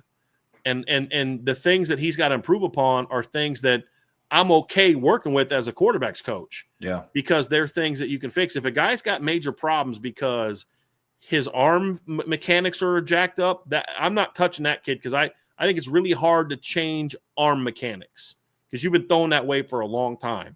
And I've seen a lot of quarterbacks have their arm mechanics get messed with, and they don't throw as well. Happened to Tyler Buckner, happened to Phil Dracovic, happened to Everett Golson a little bit, happened to Sean Kaiser a little bit, where these guys will go work with a private quarterback's coach. They make tweaks to their upper. I think it's happened. Well, I'll keep my opinion on that to myself. That's more for the boards. But, a guy that's, going through the process now with Notre Dame. So I think where I'm going to mess with what you do as a quarterback's coach is I'm going to make sure your feet are right. And that's what I see from him. And you go back, I was watching him. I was like, okay, is quarterback changed? Is like, am I just out of the loop? So I went back and watched some Aaron Rodgers film. I watched some Patrick Mahomes film. I watched several NFL quarterbacks. Like, no, you can still see the weight transfer. It happens a little bit quicker now, but you can see the weight transfer. They're not closing off their front foot. They're not throwing off their front foot.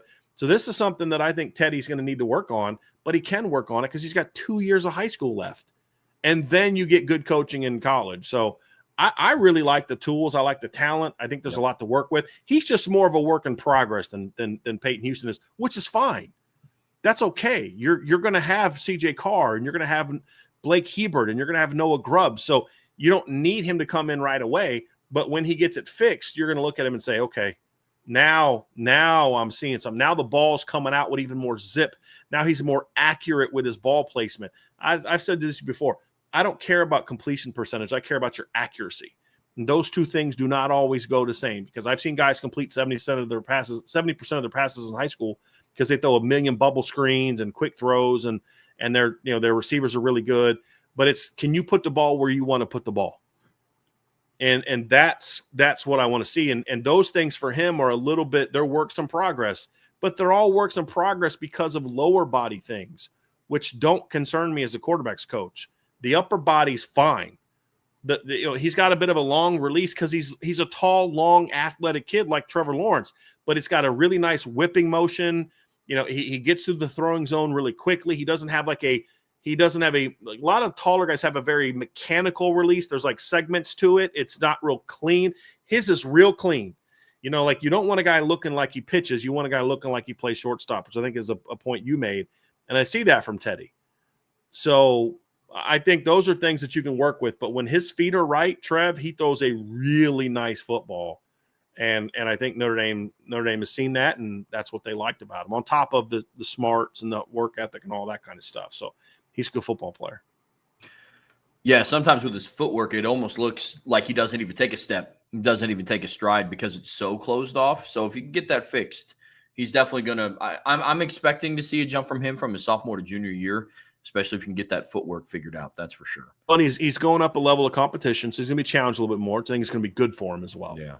Is to be challenged a little bit more. So like you said, there's a lot to like there. Very experienced players. I said, a thing I like about both of these kids is they've played a lot of football already. He was a starter 2 years in high school. Payton Houston's a 2-year starter in high school. Like, those things matter to me. And I'm a big Malachi Ziegler fan, but Malachi started 1 year and he wasn't overly productive because his team was bad. That's not necessarily his fault. But when you're making decisions between really good players, those are sometimes the things that are going to factor in. Like, this kid's can really throw it, but his team wasn't very good and he didn't put up a lot of numbers. Whereas this kid over here in Teddy Gerard, his team went 11-2. They went to the state championship game. He put up better numbers. And then you got this kid over here whose team maybe wasn't very good, but the only reason they were even as good as they were is because of him, and he threw for 4,400 yards. And you just see those are the things that can differentiate between talented quarterbacks when you're talking about making offers. And I think those things factored into why these two kids were offered by Notre Dame.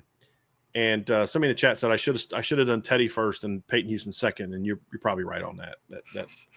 That's probably a good point. But you can see the talent, Trev. Yeah, you can see the talent. Yep, absolutely. Well, all right, folks, that's going to do it for part 1 of today's show. But don't go anywhere. We still have a lot left to cover on RTCF today. But before we get there, please be sure to hit that like button, hit that subscribe button, hit that notification bell, share this podcast with your friends and family. But as always, the best way to support what we do, we spent this entire first almost hour and a half of this show talking about recruiting. A lot of really, really good intel. You see it scrolling down there at the bottom of the screen. You can find that at boards.irishbreakdown.com. All right, Bryan, in part 2 of today's show, we are going to talk about Notre Dame specifically, and we are going to talk about some of the offseason changes that they underwent. We're going to talk about what was the impact, right? Did this offseason make Notre Dame better than where they were at before? They went through a lot of different changes, some back house, some coaching staff changes, handful, different things, along with the landscape of college football continually changing around them. But the biggest question remains, did this make Notre Dame better? Are they going to be better because of these changes? And that's where we're going to begin the conversation today. Well, I think that's the million-dollar question. And in some ways, Trev, we don't know the answer to that yet. We don't know that they're going to be better. We don't know that they're going to be a better team. We think things, we project certain things, but until we see it, we don't really know. How good will the defensive line be? How good will Chris Ash be? Those are all things that remain a question mark that we've got to look at and say, hey, Like, we got to find some answers here, and how well these answers how well these questions get answered are going to determine just how good this football team is going to be. And so we're going to see how that goes. But the conversation is going to get to, Trev, is okay, you have a new defensive coordinator. You have a new running backs coach. Those are changes that were made.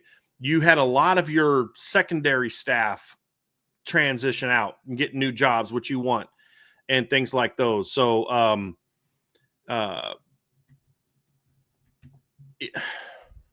we're going to make this the last segment, Trev, because we went long on a couple things. So we're going to make this the last segment. But when I look at it, it's you had key players leave, you had key players come in, you lost your recruit, your main recruiting guy, all these things are going on.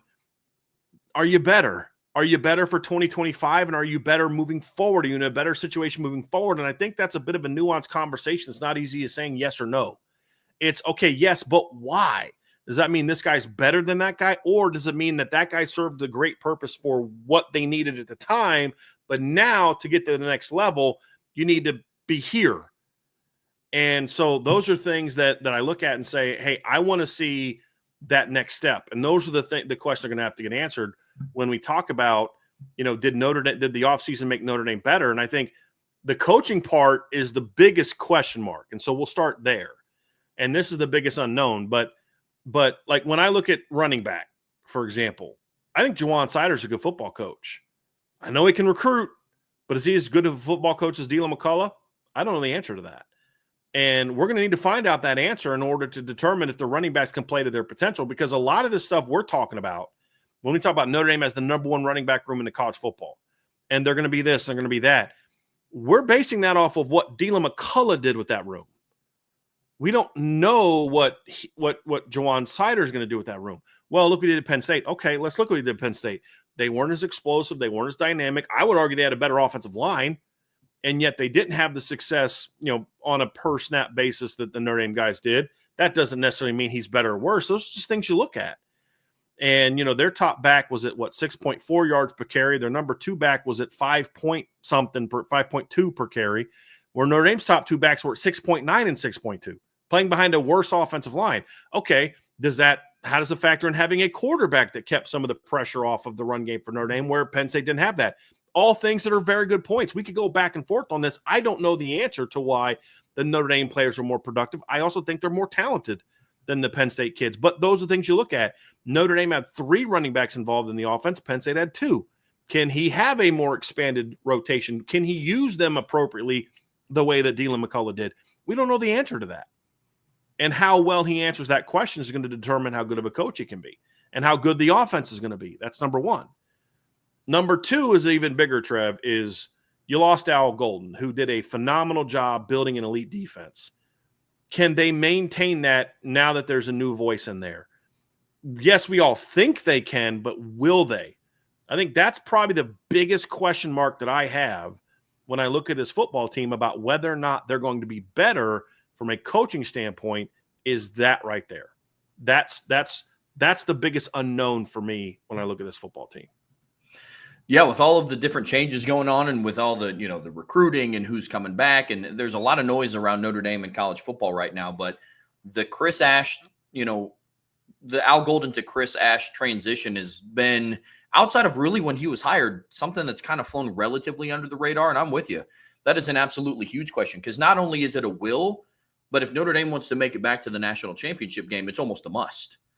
And it's the biggest question outside of did it make them better is how long are we going to have to wait to find that out?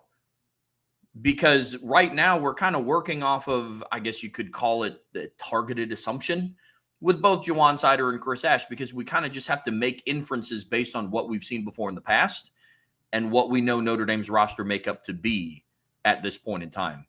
And that's a tough spot to be in, because all signs are pointing in the right directions on both sides, truly, because the last time that Chris Ash took over a defense with like relative talent, there was Ohio State in 2014. But then there's the track record of what happened afterwards. But different frame of lens. Marcus Freeman is going to ask. before then at Arkansas too, Mhm. but then also like the Rutgers stuff. But then I don't care as much about that. That's a head coach. Yeah. But then the Texas thing is Mhm. good. But then, as we said there, Trev, that was a COVID year. No offseason to install. Texas was a hot mess. But you can't deny the stats, which were pretty Mhm. bad. Mhm. You also can't deny the unique circumstances that make us wonder how much can you really evaluate on the job that Chris Ash has done. And then, Yeah. like Al Golden, he's been in the NFL for a while. Not quite as long as Al Golden was, but he's been in the NFL a while. That's what makes it a bit of a question mark. And I think that from a 2025 standpoint, Trev, is how well he does there is gonna determine how good this team is, because he's being handed a Ferrari. Yeah. I mean, that's the thing, is Chris Ash is walking into a situation saying, hey, man, you got a good thing here. And, we need you to make some minor tweaks to this and then minor tweaks to that. But dude, you're getting handed a Ferrari. In my opinion, there's no doubt about that. Oh, absolutely. One of the things that is working in his favor, because I'm sure that we can both establish that it is a question mark of how Chris Ash is going to do. One thing that we also know for certain is that the main assistant coaches, I know there was some turnover backhouse in the defensive backs room, like assistant coaches, things like that, but Mike Mickens is back. Max Bulla is back. Marty Biaggi, who helped out with the safeties, is back. Al Washington is back. And from the things that we've heard, it sounds like it was relatively a seamless transition from one regime under Al Golden to the next under Coach Ash. And so that will help, ease the players into what this new mindset is going to be. And it sounds like Chris Ash, to his credit, also did a good job kind of conforming some of the things that he wants to do on defense to what has already been here. That is something that we also know. That's something that we got to see in the Jersey scrimmage. That's something that we got to see in the Blue Gold game. But it begs the question, how long are we going to have to wait to see it on the field? Because there's just some things that we are just not going to know until the game kicks off at 7:30 p.m. on August 31st. We get some questions about it in the mailbag. It's like, how do you think he's going to do in-game adjustments? It's like, I mean, ideally, he does great, and he's the best ever. But we are going to have to wait for that to find out. But, Bryan, I do want to ask you, how long into the season do you think we can give a healthy gauge of Coach Ash's grasp on that? Or can you even put a timeline on it? November. Because I always get leery of evaluating coaches early in the season, one way or the other. Some coaches don't do great early in the season because guys aren't picking up what they're trying to do. Look at Al Golden's first year. Notre Dame was much better in October, November than they were in September under Al Golden. And not that they were bad in September. I mean, they held Ohio State to 21 points, but they also had some moments where, against Marshall, where it's like, dude, if you'd have played like that against Ohio State last week, you'd have given up 40 points. It's like, it was, it took a while for them to get a grasp of it. Then the opposite side is, I remember arguing with people in the first 4 or 5 games of Brian Van Gorder's tenure where people were like, see, you were wrong about him. And I'm like, okay, let it play out. Because I'm seeing some of the same mistakes. I just don't think people have figured it out yet. And then they got a hang of it, and we saw what that defense turned into by the end of the year. It was a sieve, and it remained that way until he was gone. And then immediately got better. Imagine that under Mike Elko. Who knew? But that's why I say I want to see November.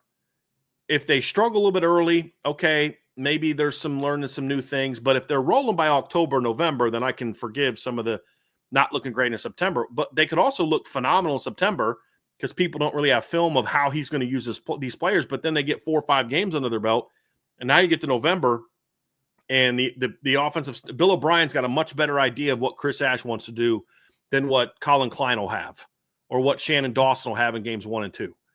And, the staff at Pitt will be that way. And then, of course, you get into the playoff, and they've got a whole season of knowing his tendencies and his likes and dislikes and what's his third down package. I mean, look, we're asking how much man versus zone is Chris Ash is going to do. You know who else is asking that question? Corey Heatherman in Miami. Jay Bateman at Texas A&M. That's who also is asking that question. They don't know the answer to that. Is he going to blitz as much as Al Golden did last year? We have that question. You know who else has that question? The staff at Texas A&M, Miami, Purdue, Arkansas, and Boise State. You know who won't be asking that question? The Pitt staff, the Syracuse staff, the Stanford staff, the Georgia staff, the Ohio State staff, the Texas staff in the playoff, they're going to have the data. They're going to have the breakdown, the analytics, all those different things to tell you those are things that he likes to do or doesn't like to do. These are the differences. This is what makes him different than Al Golden. And so I think November, if they're still rolling in November after a great start, that's going to make me feel good. If they start slow and turn it around in November, that's going to make me feel good. If they start great but then struggle in November, that's going to tell me that those coaching staff figured out some holes in Chris Ash's defense and that I don't get as concerned. So I think November is really going to be the month for me that helps me say, okay, this is a great hire. I feel good about it. Al Golden did a great job of building on what Marcus Freeman and Clark Lee and Mike Elko established before him, and he's going to keep it rolling. Or is this a hire that Marcus Freeman is going to look back and be like, maybe it wasn't the right hire? I mean, look, let's be honest. I've said this before. I wasn't as high on this hire. I have some major question marks about this hire. Some of my questions have been answered positively so far. How would he interact with the players? Like how would that be? I think his time in the NFL has really altered how he communicates with players, because it is more of, it's not like it was in college when I was coming up and when Chris Ash was coming up, where you could talk to players a certain way. I don't think the modern athlete likes that as much unless you're an offensive lineman. They still seem to like that quite a bit. But it's a different type of communication, a different type of teaching. Perhaps that's altered it. Maybe he's looked back and reflected on some of the areas where he hasn't had success and said, hey, I needed to be better here. I need to be better there. We all learn from our failures, right? I mean, if you're any kind of competitor, you look at when you failed and study that more than when you had success. I'm not trying to recreate what I did at Ohio State in 2014. I'm trying to figure out why I didn't get it done in Arkansas and Texas. Yeah. And say, how can we make that better? And if Chris Ash didn't get to this point, in my opinion, he doesn't know that. But so far, so good from what I've heard and things that I've seen. But at the end of the day, it won't really matter till we get to the fall. So I think they only had 2 coaching changes, but those are big flipping changes. Yeah. And we got to see how well those things get answered and how well he does that is going to go a long way towards telling us just how good of a football coach he's going to be. I'm really glad that you said November, because I think the easy answer would have been 2 big games to start the season. Yeah. We're going to know real quick. But what we learned, and you brought it up, what we learned from the BVG era in 2015 is the talent on the roster can carry you to a certain degree. And you and I are both people that are very high on Notre Dame's defensive roster. When you start listing off the laundry list of talent that they have on that side of the ball. Month of November, could not agree more. Love that answer. The other coaching change, I'm sorry, did you have anything else on the Golden? Okay. No, you're rolling, bud. Let's do it. The other coaching change was more backhouse, and that was Chad Bowden's departure to head to USC. And then Marcus Freeman elected to bring in somebody with NFL experience in Mike Martin. He came over from the Detroit Lions. There's been some different thought on how quickly we're going to see his impact. Some of it we believe that we've seen already with some of the retention through the spring transfer portal, Mike Martin's roster management experience, and some of his experience in attracting and retaining talent that he got from the NFL. But some of the more maybe recruiting impact, maybe we've seen already. Maybe some of it will come later down the road because some roles are still being defined right now. Because Chad Bowden's job, let's call it what it is. It was kind of a 2-man job, more for what the state of college football was. I would even argue that Chad Bowden was still the recruiting coordinator, but he just got a title change and more money. I don't know that, and it's interesting because I think Marcus Freeman viewed the GM that way until after the stuff happened with James Blanchard. Because you can say, well, Marcus Freeman has a great vision for the GM job, and that's why I hired Mike Martin. Well, if he had that vision, then why did he try to hire James Blanchard, who has a very different – he's more like Chad Bowden. I think what happened is Marcus Freeman said, I didn't really know Mike Martin until after this process went through with James and some other stuff. But in talking to him, he quickly realized the value of look, there's value to having this job be 2 and be 2 people. And so what's interesting is Mike Martin did not replace Chad Bowden. Mike Martin took over a brand new role, same title as Chad Bowden, but a brand new role where he's involved in, obviously there's talent evaluation involved. You don't hire a guy that's been an NFL scout for 10 years at an organization that's built a reputation in the last 5 years of being great evaluators of talent, which is why they tend to draft so well and why the Lions are all of a sudden really good. A lot of it through the draft, and say, well, we're not going to have you involved in talent evaluation. But what he's not doing is the day-to-day recruiting that we saw Chad Bowden do. He's involved in the transfer portal. He's involved in NIL contracts. He's going to be heavily involved in the money with the rev share. And I mean, he's a true GM in an NFL sense in a lot of ways. And then you build up the recruiting staff. So even though losing Chad was like, look, I get that people don't like how he's conducted himself. I don't care about all that. I'm saying the job he did at Notre Dame last 3 years was excellent. It was. We talk about all the young talent they have. Well, who was a primary driver of that? It was Marcus Freeman and Chad Bowden. You can't take that away. Just because you're mad at what he's doing at USC doesn't change how good he was at his job at Notre Dame. And I think they needed him for that time. But what you're in a situation now where I don't know that that's what you need anymore. And sometimes I wonder if him leaving was best for him because now USC needs that type of recruiter. Notre Dame needs something different, partly because of how well Coach Freeman and Chad together built the roster. And you can't sit there and be like, Notre Dame has such great young talent, but Chad Bowden sucked at his job. Well, I don't see how you can marry those two things together. He was overrated, but Notre Dame's got great talent. And it's really from what classes? 22, 23, and 24. Okay, yeah, that's kind of all what Chad Bowden was a driver, you know what I mean? And, he made mistakes like everybody made their mistakes. But the fact of the matter is he did a lot of good things. But I think Notre Dame is at a point now with all the changes that are happening in college football that they needed a GM that was a GM and then change the recruiting operation. So you keep Carter Allman. You lose Chad, you lose Caleb Davis. 2 big losses. You keep Carter. That was big. Wisconsin tried to hire him last summer, if you remember.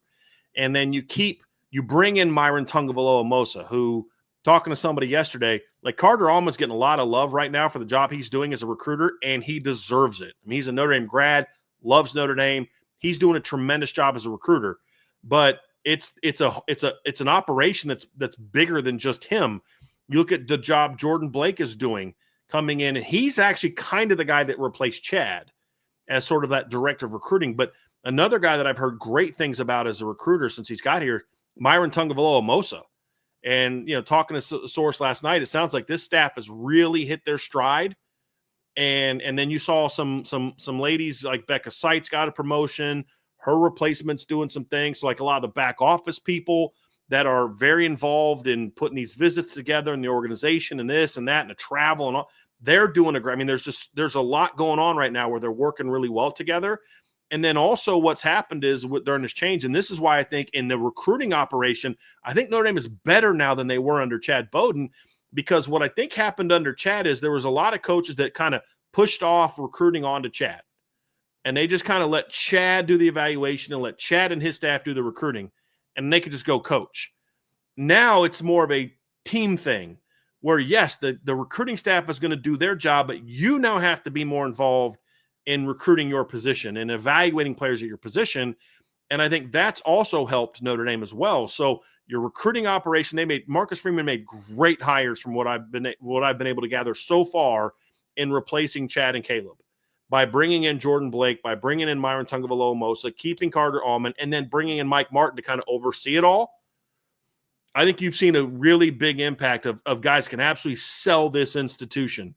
Now, of course, with Myron and Carter, they're grads. It's going to be easier for them than Jordan Blake, whose first time on Notre Dame was probably when he visited or interviewed. You know what I mean? But he's caught up to speed, and they're just working really well together. And so the recruiting operation on that side, to me, is just as good. I think the evaluation is being handled differently. I think now that's more under Mike Martin. It's under the Notre Dame coaches, so that's a change. But I think what kind of resulted from this is coaches need to also take more ownership of their position. Marcus Freeman, Mike Martin still have kind of a big say, but you've got to be more involved in this. You've got to handle this more. Certain positions have always been that way. I mean, Joe Rudolph kind of has always kind of been the main evaluator and recruiter of the offensive line, and Mike Mickens was that way in the secondary. D'Lo McCall's that way at running back, but But Chad always had a say on these things. And we saw last year where there were some disagreements between the coaching staff and the recruiting operation. The recruiting operation is doing one thing at receiver. The coaching staff is doing another thing at receiver. And the coaching staff was being hindered with, I'm just going to be honest about it. Some of the guys they wanted, they didn't get because the recruiting operation was so in love with a guy like Derek Meadows that the guys the staff wanted were kind of like, well, I know I'm second fiddle to him, when in the staff's eyes they weren't, but in the recruiting operations eyes they were. Not hearing those issues this summer. Everybody's on the same page. For the most part, there's one thing I'm going to talk about that happened this past week that I'll be one of my post-signing day stories, but it's always going to happen. You're never going to 100% be on the same page. But I just think the operation has been expanded now, and you have more people involved in this process, including coaches. I think overall that's made the operation stronger. And once they recovered from guys that were lost, and look, this class was hindered by that. They got on Alistair Viejo just too late. They got on and they got on Jaden Warren too late. There were some guys they got on too late. Some they got on late, and they got, Preston Frizzell, but he's also a Northwest Ohio Catholic school kid. That's a little different than trying to recruit a 10-1 kid out of Texas or a defensive tackle from Texas.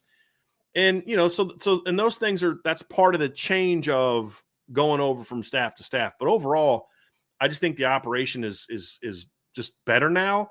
And part of that's learning from some of the things that have happened. But the other part of it too is this is a different world that Notre Dame's recruiting in than what Chad Bowden was recruiting in. The NIL was not, his last year it was a kind of a big deal, but his first recruiting class, NIL wasn't really a thing. The transfer portal was very different. The world has changed and changed in a hurry from a recruiting operation standpoint, Trev. I think that's something else that also has to be looked at and factored in quite a bit when you are talking about, how this staff has performed and how this staff has been able to make adjustments. Is you couldn't do things exactly the way Chad did because it's a different world now with the portal the way it is and with NIL the way that it is and the rev share coming down the pike. All those things are now factoring in to why Notre Dame has to adapt. And I think the current style benefits from the roster that it inherited, but it's also better suited for the new realities of college football that weren't there under the previous staff. So this is not an attempt. And I get really frustrated when people just want to be like, screw Chad Bowden and he didn't do this and it was all Marcus Freeman. And it's like, come on, we can do both. We can say he did a great job, but the new operation is better for the current moment. And I think Chad did a good job of getting them where they're going to get to, but I think they needed something more serious and focused to get them over the hump. And that's where I think they are. So we should be able to look back at Chad's time and say, hey man, appreciate you for all you did. And now, but a change was needed because the world of college football is not what it was when you were doing what you were doing at Notre Dame. Mm-hmm. I think that's a big part of this.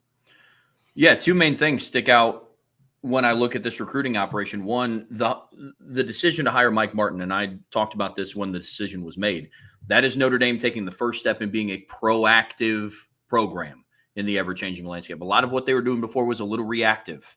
And it was, okay, we see what's happening now. Okay, now let's make the adjustment. And they were behind the eight ball a little bit. The move to bring in somebody with NFL experience, who has experience in roster retention and talent evaluation, and not even from an NFL lens, but just from a football player aspect. Love the hire to bring in Mike Martin. But Bryan, you touched on something that was really important. And it's this recruiting operation now is working as a cohesive unit. And it's not just the recruiting staff sees one thing and the coaching staff sees another. For the most part, the last couple of recruiting cycles, when Notre Dame sets their eyes on somebody that they really want to go get, odds are they're going to go land that person.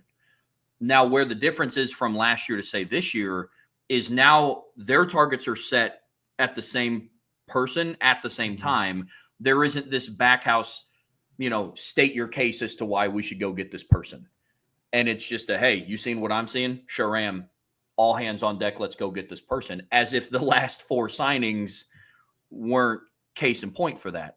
So that's a really good point. And not only were the hires great, but now the operation as a whole all the cogs in the machine are working in the right direction. There's not a lot of friction back house, and it's making everything really, really smooth. Mm-hmm. Couldn't agree more.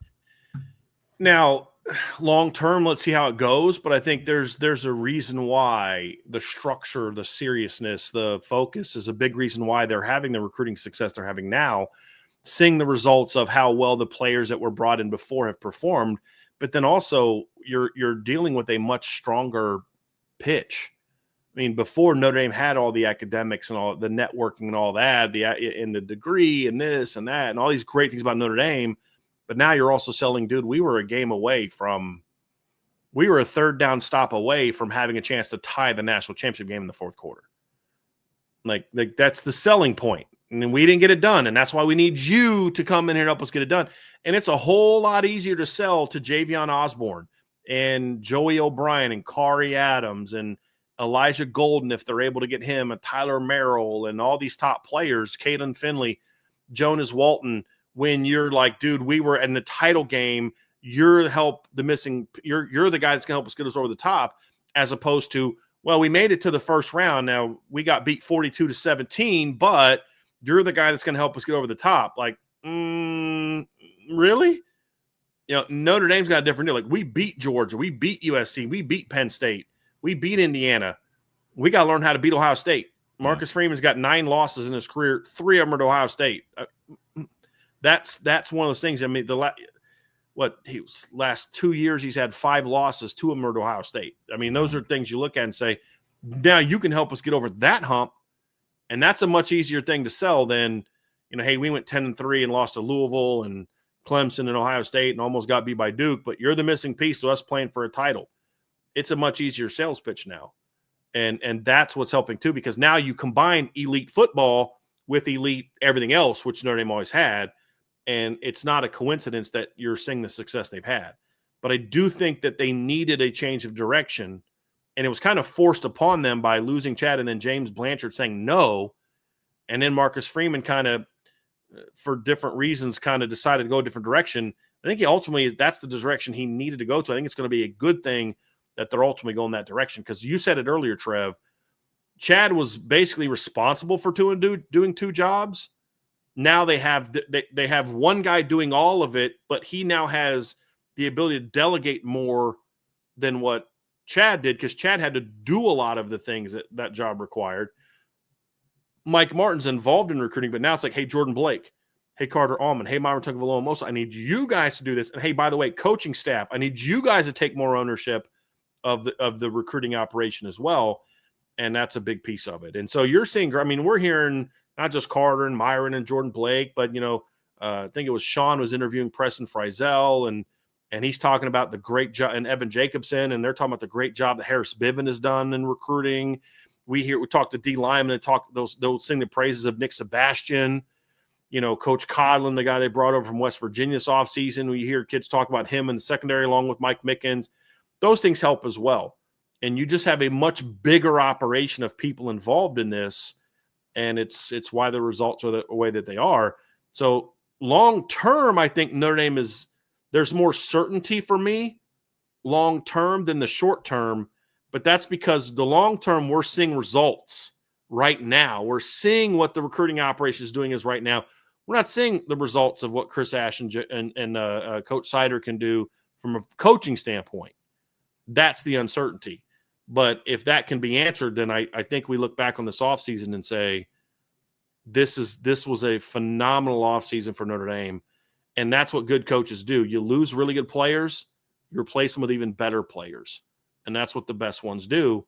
And we're going to find out if Coach Freeman did that. From a recruiting situation, I think he's hit a home run. Now let's see if he can do it from a coaching standpoint. And we won't know that till the season. So let's put a bow on this. And the last thing that we're going to cover today is kind of feeds into everything we talked about. You know, we talked about Mike Martin and talent attraction and bringing people in and retaining talent. We've talked about Coach Ash. We've talked about Coach Sider and who they're going to be managing. Well, in today's world of college football, the transfer portal is a big part. And it's been a big part of Notre Dame's success for the last couple of seasons. You go back and think about 2023, they bring in Sam Hartman, Javonte Jean-Baptiste. They bring in a bunch of impact players. You know, last season, Obviously, Riley Leonard.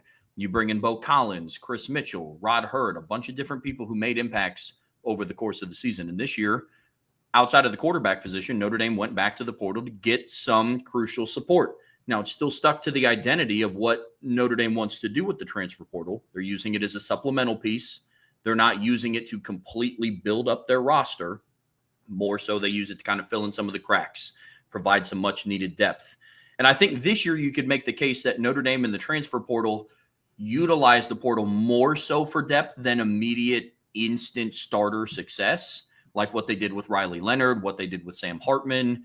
Now you're bringing in guys like Elijah Hughes, Ty Washington, Jalen Shaun, people to be a part of rotations. And so this is kind of the final tool to you that we're going to look at of evaluating, is this team, is Notre Dame better off than where they were last season? When you look at the transfer portal, Bryan, how much did it move the needle from last season? What does that kind of look like?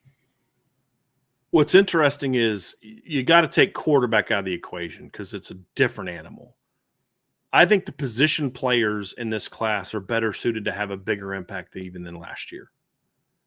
And for two reasons. One is, yes, I think the duo of Malachi Fields and Will Pauling is better than the duo of Bo Collins and Chris Mitchell. Chris Mitchell should have been better than he was. I think it was because of the offense he played in. But I think that's part of it, is I think these guys fit what we believe the offense wants to do more than what the other guys did. I think also Malachi is just a better talent than anybody they had last year. You look at the nickel. I liked Jordan Clark was better than I thought he was going to be, but just on film, Devontae Smith is a better player.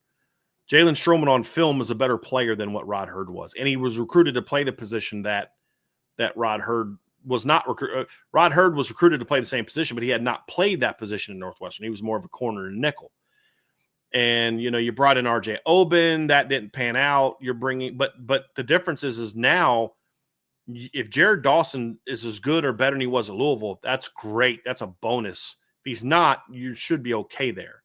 He's meant to take you over the top, hopefully. Whereas if R.J. Oben didn't play to his potential, then your DN position struggled, and it did, especially after they had the injuries. And then you talk about depth guys like an Elijah Hughes, a Ty Washington. Those are depth guys. And, of course, you bring in another kicker. I think the potential impact from this transfer portal class is going to be better than last year's class outside of quarterback, because you can't compare a receiver to a quarterback. It's just a different animal. But the other thing that it showed me, too, is Notre Dame also went out this offseason and got a true underclassman in Elijah Hughes. And that tells me that that's opened up. So Notre Dame has put their money where their mouth is in regard to saying, hey, you bring us the right kids, we'll be more open to bringing an underclassman.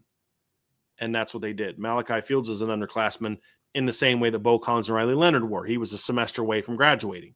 Elijah Hughes was a true sophomore at the end of USC, and they still were able to get him into school. Now, that he wasn't a 2.1 student at USC. He was doing the work at USC, but that's something that wasn't really on the table for Notre Dame in the past. So when you talk about is Notre Dame better, I think that's a big difference there too, Trev, for the long term. Is I think you've opened up the portal opportunities a little bit more for the staff. And I was told that there was a couple other underclassmen that reached out and wanted to transfer to Notre Dame, and Notre Dame just wasn't interested in them as players. So they turned them down, but it wasn't that they couldn't get into school. So I think the fact that Notre Dame as an institution is saying, hey, we'll work with you if you bring us the right kids for underclassmen, also opens up some bigger opportunities for the future. And maybe now some of these players that do go somewhere else, when they jump in the portal, maybe now they're going to be like, I should have gone to Notre Dame. And now maybe those opportunities are there more than what they were. So I think that's another big part of this. You talk about, is Notre Dame better? This isn't just meant to be, are they better in 2025? That's part of the conversation. But it's also about, are they better poised to continue the success they may have in 2024 and 2025? And those things aren't always the same. Sometimes it's like, look, you better make your run now, because once this group of veterans is gone, you're not going to have the same team that you had before. And, is that going to be the case at Notre Dame? We're going to find out. But the point of this show was, as we get ready for the season, is Notre Dame now poised to make this thing more permanent as long as Marcus Freeman is here. And that's why it was important to talk about some of the recruiting operation stuff and transfer stuff, is because Notre Dame is being more willing to stick to their values of the type of players they want, but not be so rigid as far as the process of getting players. That's huge. Like people talk about, well, Marcus Freeman's getting more. They've altered the academic requirements for Marcus Freeman, and my answer is no, they haven't. What they've done is they've altered the process. It used to be where they wouldn't evaluate a kid's transcript till after he was done with his junior year. Now, however, they'll evaluate a kid's transcript after sophomore year, sometimes even a little bit sooner, but after sophomore year, because that then gives the player, hey, you're not an acceptable kid right now, but if you want to come, you've got to do this, and this. If you wait till after a kid's a junior, now you tell him he's got to have 2 years of a foreign language or 2 semesters of a foreign language, when he's got 1 semester between now and the time he's going to sign, he's not going to be able to come. Now you've got 3 semesters to get 2 years of a foreign language in. And to get whatever, you need to take calculus. Well, I can't take calculus until I take this, and this. So if I don't find out to the end of my junior year, I need to take calculus, and I can't take calculus because my high school won't offer it to me because I didn't take this and this, well, then I'm in trouble. So it's not that the standards have changed for players. It's that now the coaches know earlier, hey, this ain't happening with this kid. So there was a big-time safety in the 2026 class that Notre Dame had to back off of last year because the administration looked at his transcript and said, no, this isn't going to work. And so the staff was able to move on from him. It wasn't, okay, we'll make an exception. It was, no, that's not going to work for us. There's too much. You could tell him what to do, but I don't know he's going to be able to do it. So they were able to back off that kid. In the past, we wouldn't have found that out till now. He might even, like his senior year or junior year probably ended within the last couple of weeks. That's when you find out, and the admissions will finally review his transcript. It's not that way anymore. And so I think there's been a lot of those things that are coming about to where the school has said, hey, we're not going to sell out what makes us Notre Dame or what we believe makes us Notre Dame to win football games. We're not going to lower our academic standards, bring in a kid who's a 2.2 and an 8.50 just because he runs a 4.3. We're not going to do that. But we'll work with you if you bring us the right type of kids. We'll alter our process to be more accommodating to find the right type of players that are also talented that may need some work in the classroom, because this gives them more time to get that work done, to get that help. And that's something that I think has been very impactful when you look at what Notre Dame's been able to do to become a program that can survive and thrive in this modern setting of NIL and these other type of things. And then the other thing is huge shout out to the Notre Dame donors, the donor class, because Notre Dame is doing some things in the NIL world. They're not losing kids because they can't afford to give them NIL deals. They choose not to give certain kids NIL deals, but Notre Dame is very competitive in the NIL world. They're not out buying players like some people think, but they're making very competitive NIL opportunities for players. And that only happens because the donor class and alums that are running businesses that are now partnering with student athletes have stepped up to the plate and said, hey, we'll work with you.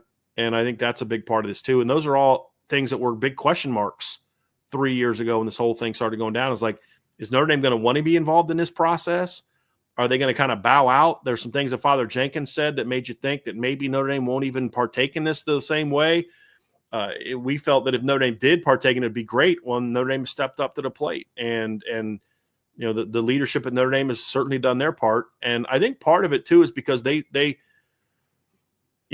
like Jason Smith just said it. He said Freeman's the kind of guy and coach that makes you want to support him. And I think that's been part of it from the institution. Is like, look, we have a guy here that we believe in, and we're going to step up and do what we need to do to support him. And Marcus Freeman never said, hey, let me just get anybody in that I want to get in. It was like, look, we understand what kind of player is going to thrive here, but you got to work with us on this. You got to work with us on transfers. You got to work with us on high school kids. You got to help us with the process to where we can then go find those right kind of kids. It's your job to make sure you're getting the right kind of kid, and then we'll work with you. And I think so far this school, a school that I have been very critical of over the years because they didn't step up to the plate the way they needed to, has done so in the last few years. And they started to do some of those things under the Brian Kelly era too, but They've certainly done that the last few years.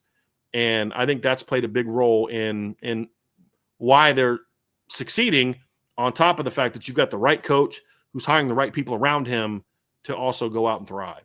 And that's allowed him to set the right kind of culture, because he is going out and getting the players that fit the culture, not just because you're talented. I'll tell you guys right now, I know this for a fact.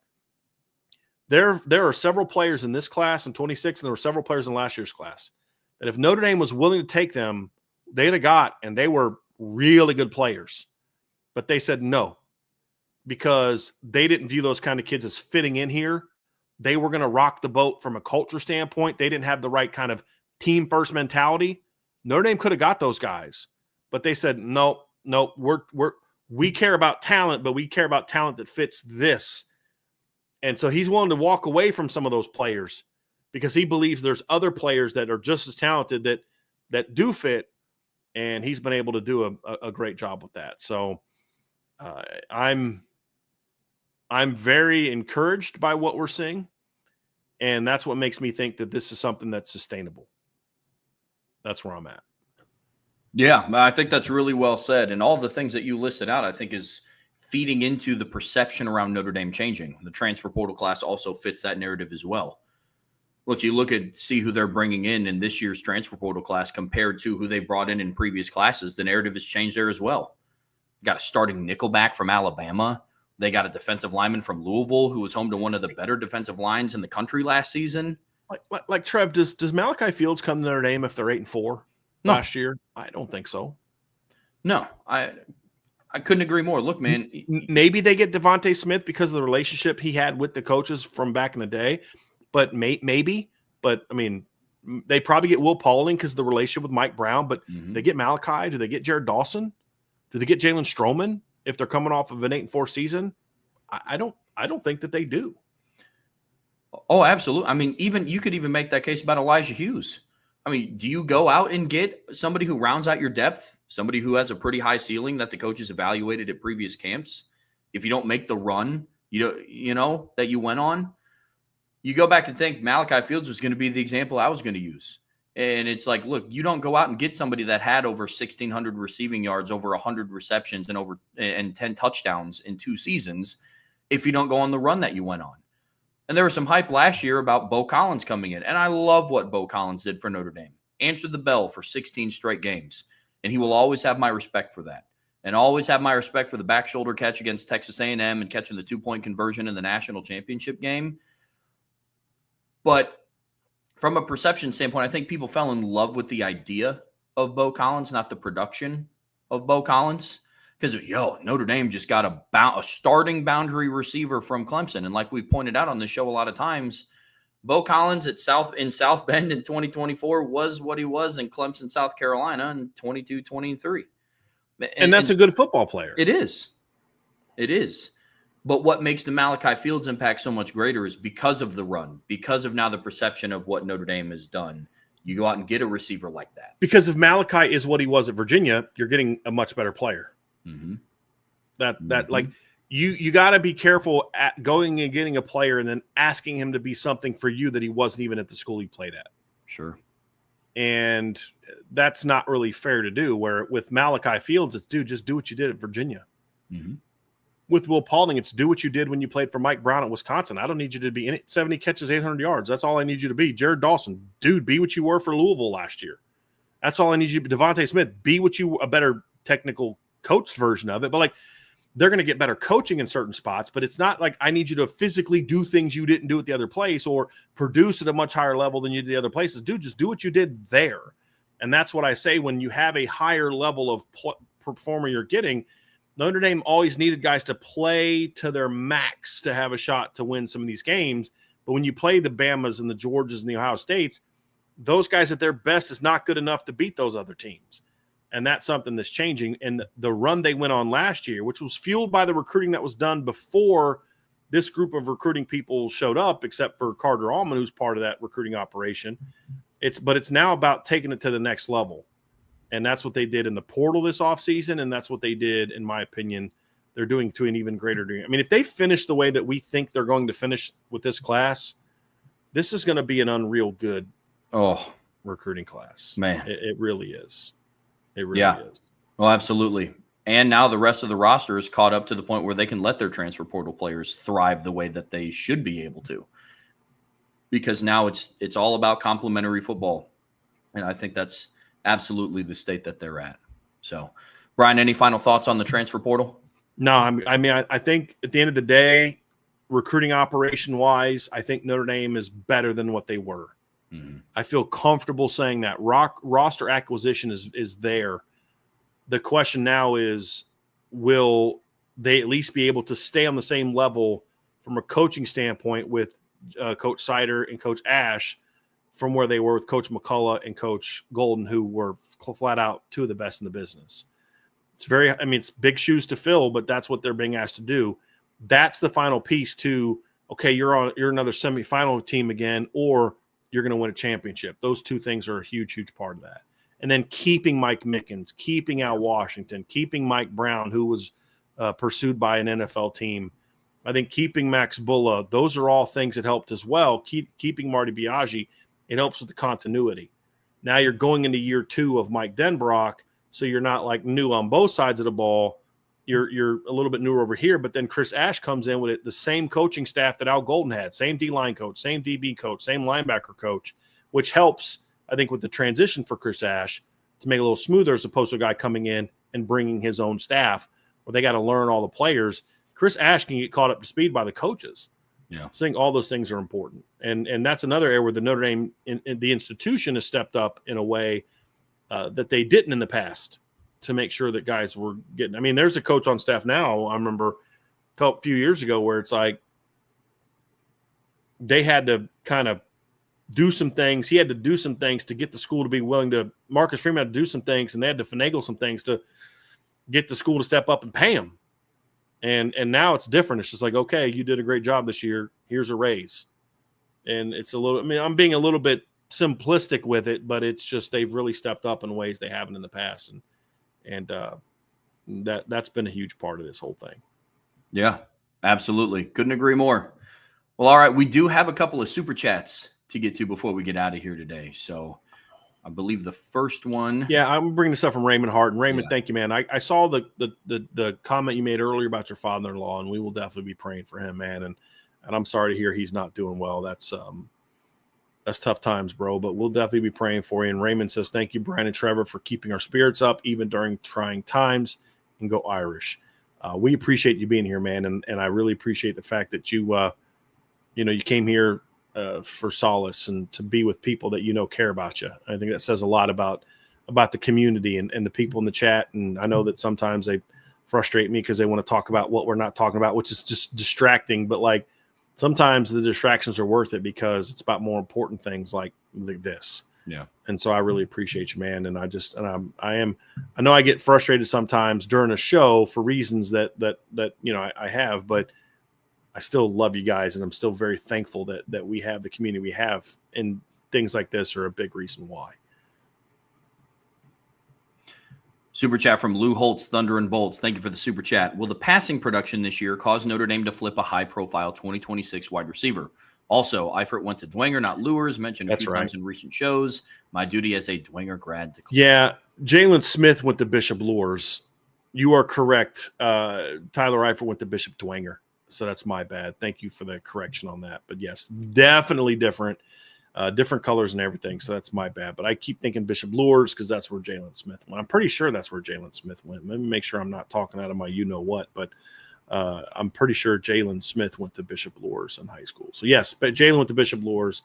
And then Tyler Eifert and Tony Springman and John Goodman were Bishop Dwenger guys. So that's my bet on that. But it's possible. But I don't know that Notre Dame is going to wait around for that in 26. I think what Notre Dame is going to try to do is close out on the receivers on the board now and then start using the success this season to then go get, Quentin Burrell and Julius Jones Jr. and Manchin Sales and some of the top 2027 receivers. I think that's more of what the focus is going to be on than trying to flip a high-profile receiver in 2026. Because if they get Caden Finley, they're getting a high-profile receiver in this class already, and that kind of alleviates some of that need. Now, if you miss on him or somebody else, then maybe you might have a need for that. But if they close the way that I hope and think they're going to close, then I don't think that need is going to be there. you then focus on 2027 and allow the success this season to allow you to go get a player in 2027. And I think that's more of where they're going to go with that one. So good deal. So that's it. So, Trev, you can take us out of here, man. Sorry for all the craziness today. We're not going to get to the third segment. There's just been a lot of uncontrolled things happening today, and so I just really apologize for that. But I think we had a lot of good film work in today, and I think we're going to get back to speed tomorrow. I know we got tomorrow, Trev. We've got we're going to be talking about the running back room tomorrow. So you and I are going to preview the Notre Dame running back room. That's going to be a lot of fun. And then we're also going to preview Arkansas, and then we'll get to a daily mailbag tomorrow. We'll do buy, sell, hold on Wednesday. We'll talk about the D tackles on Thursday, and then we're going to talk about the top run. We're going to rank the top running back rooms in college football. And these breakdowns will obviously include Notre Dame players, but we're going to have our Notre Dame versus Penn State debate, and then we'll talk about some underrated rooms and things like that too. So. And it's going to get stronger. Speaking of recruiting, that running back room is going to only get stronger next year when Javion Osborne and Jonas Walton show up. So it's going to be a lot of fun, really keeping that thing rolling. So I look forward to having that tomorrow. All the more reason to have that notification bell hit. All the more reason to be subscribed to this channel. But as always, the best way to support what we do here, you see it scrolling down there at the bottom of the screen. Subscribe to the premium message boards. That's where you get all the intel. Bryan has had so much good recruiting intel coming out from all of the recruiting things that have been going on. I'm in Class Impact, film breakdowns, all the recruiting intel from all the visits. Make sure you guys check that out. It's in the Champions Lounge. Got my projected class, too, of how I think the class is going to look when it's all said and done. But that's for premium members only. Premium members only. Before you guys head out of here, please be sure to hit that like button, whatever streaming platform you listen to us on. We'd greatly appreciate a 5-star review. So until tomorrow at 1 p.m., that's Bryan. I'm Trevor. We'll see you back here very soon on the Irish Breakdown Podcast.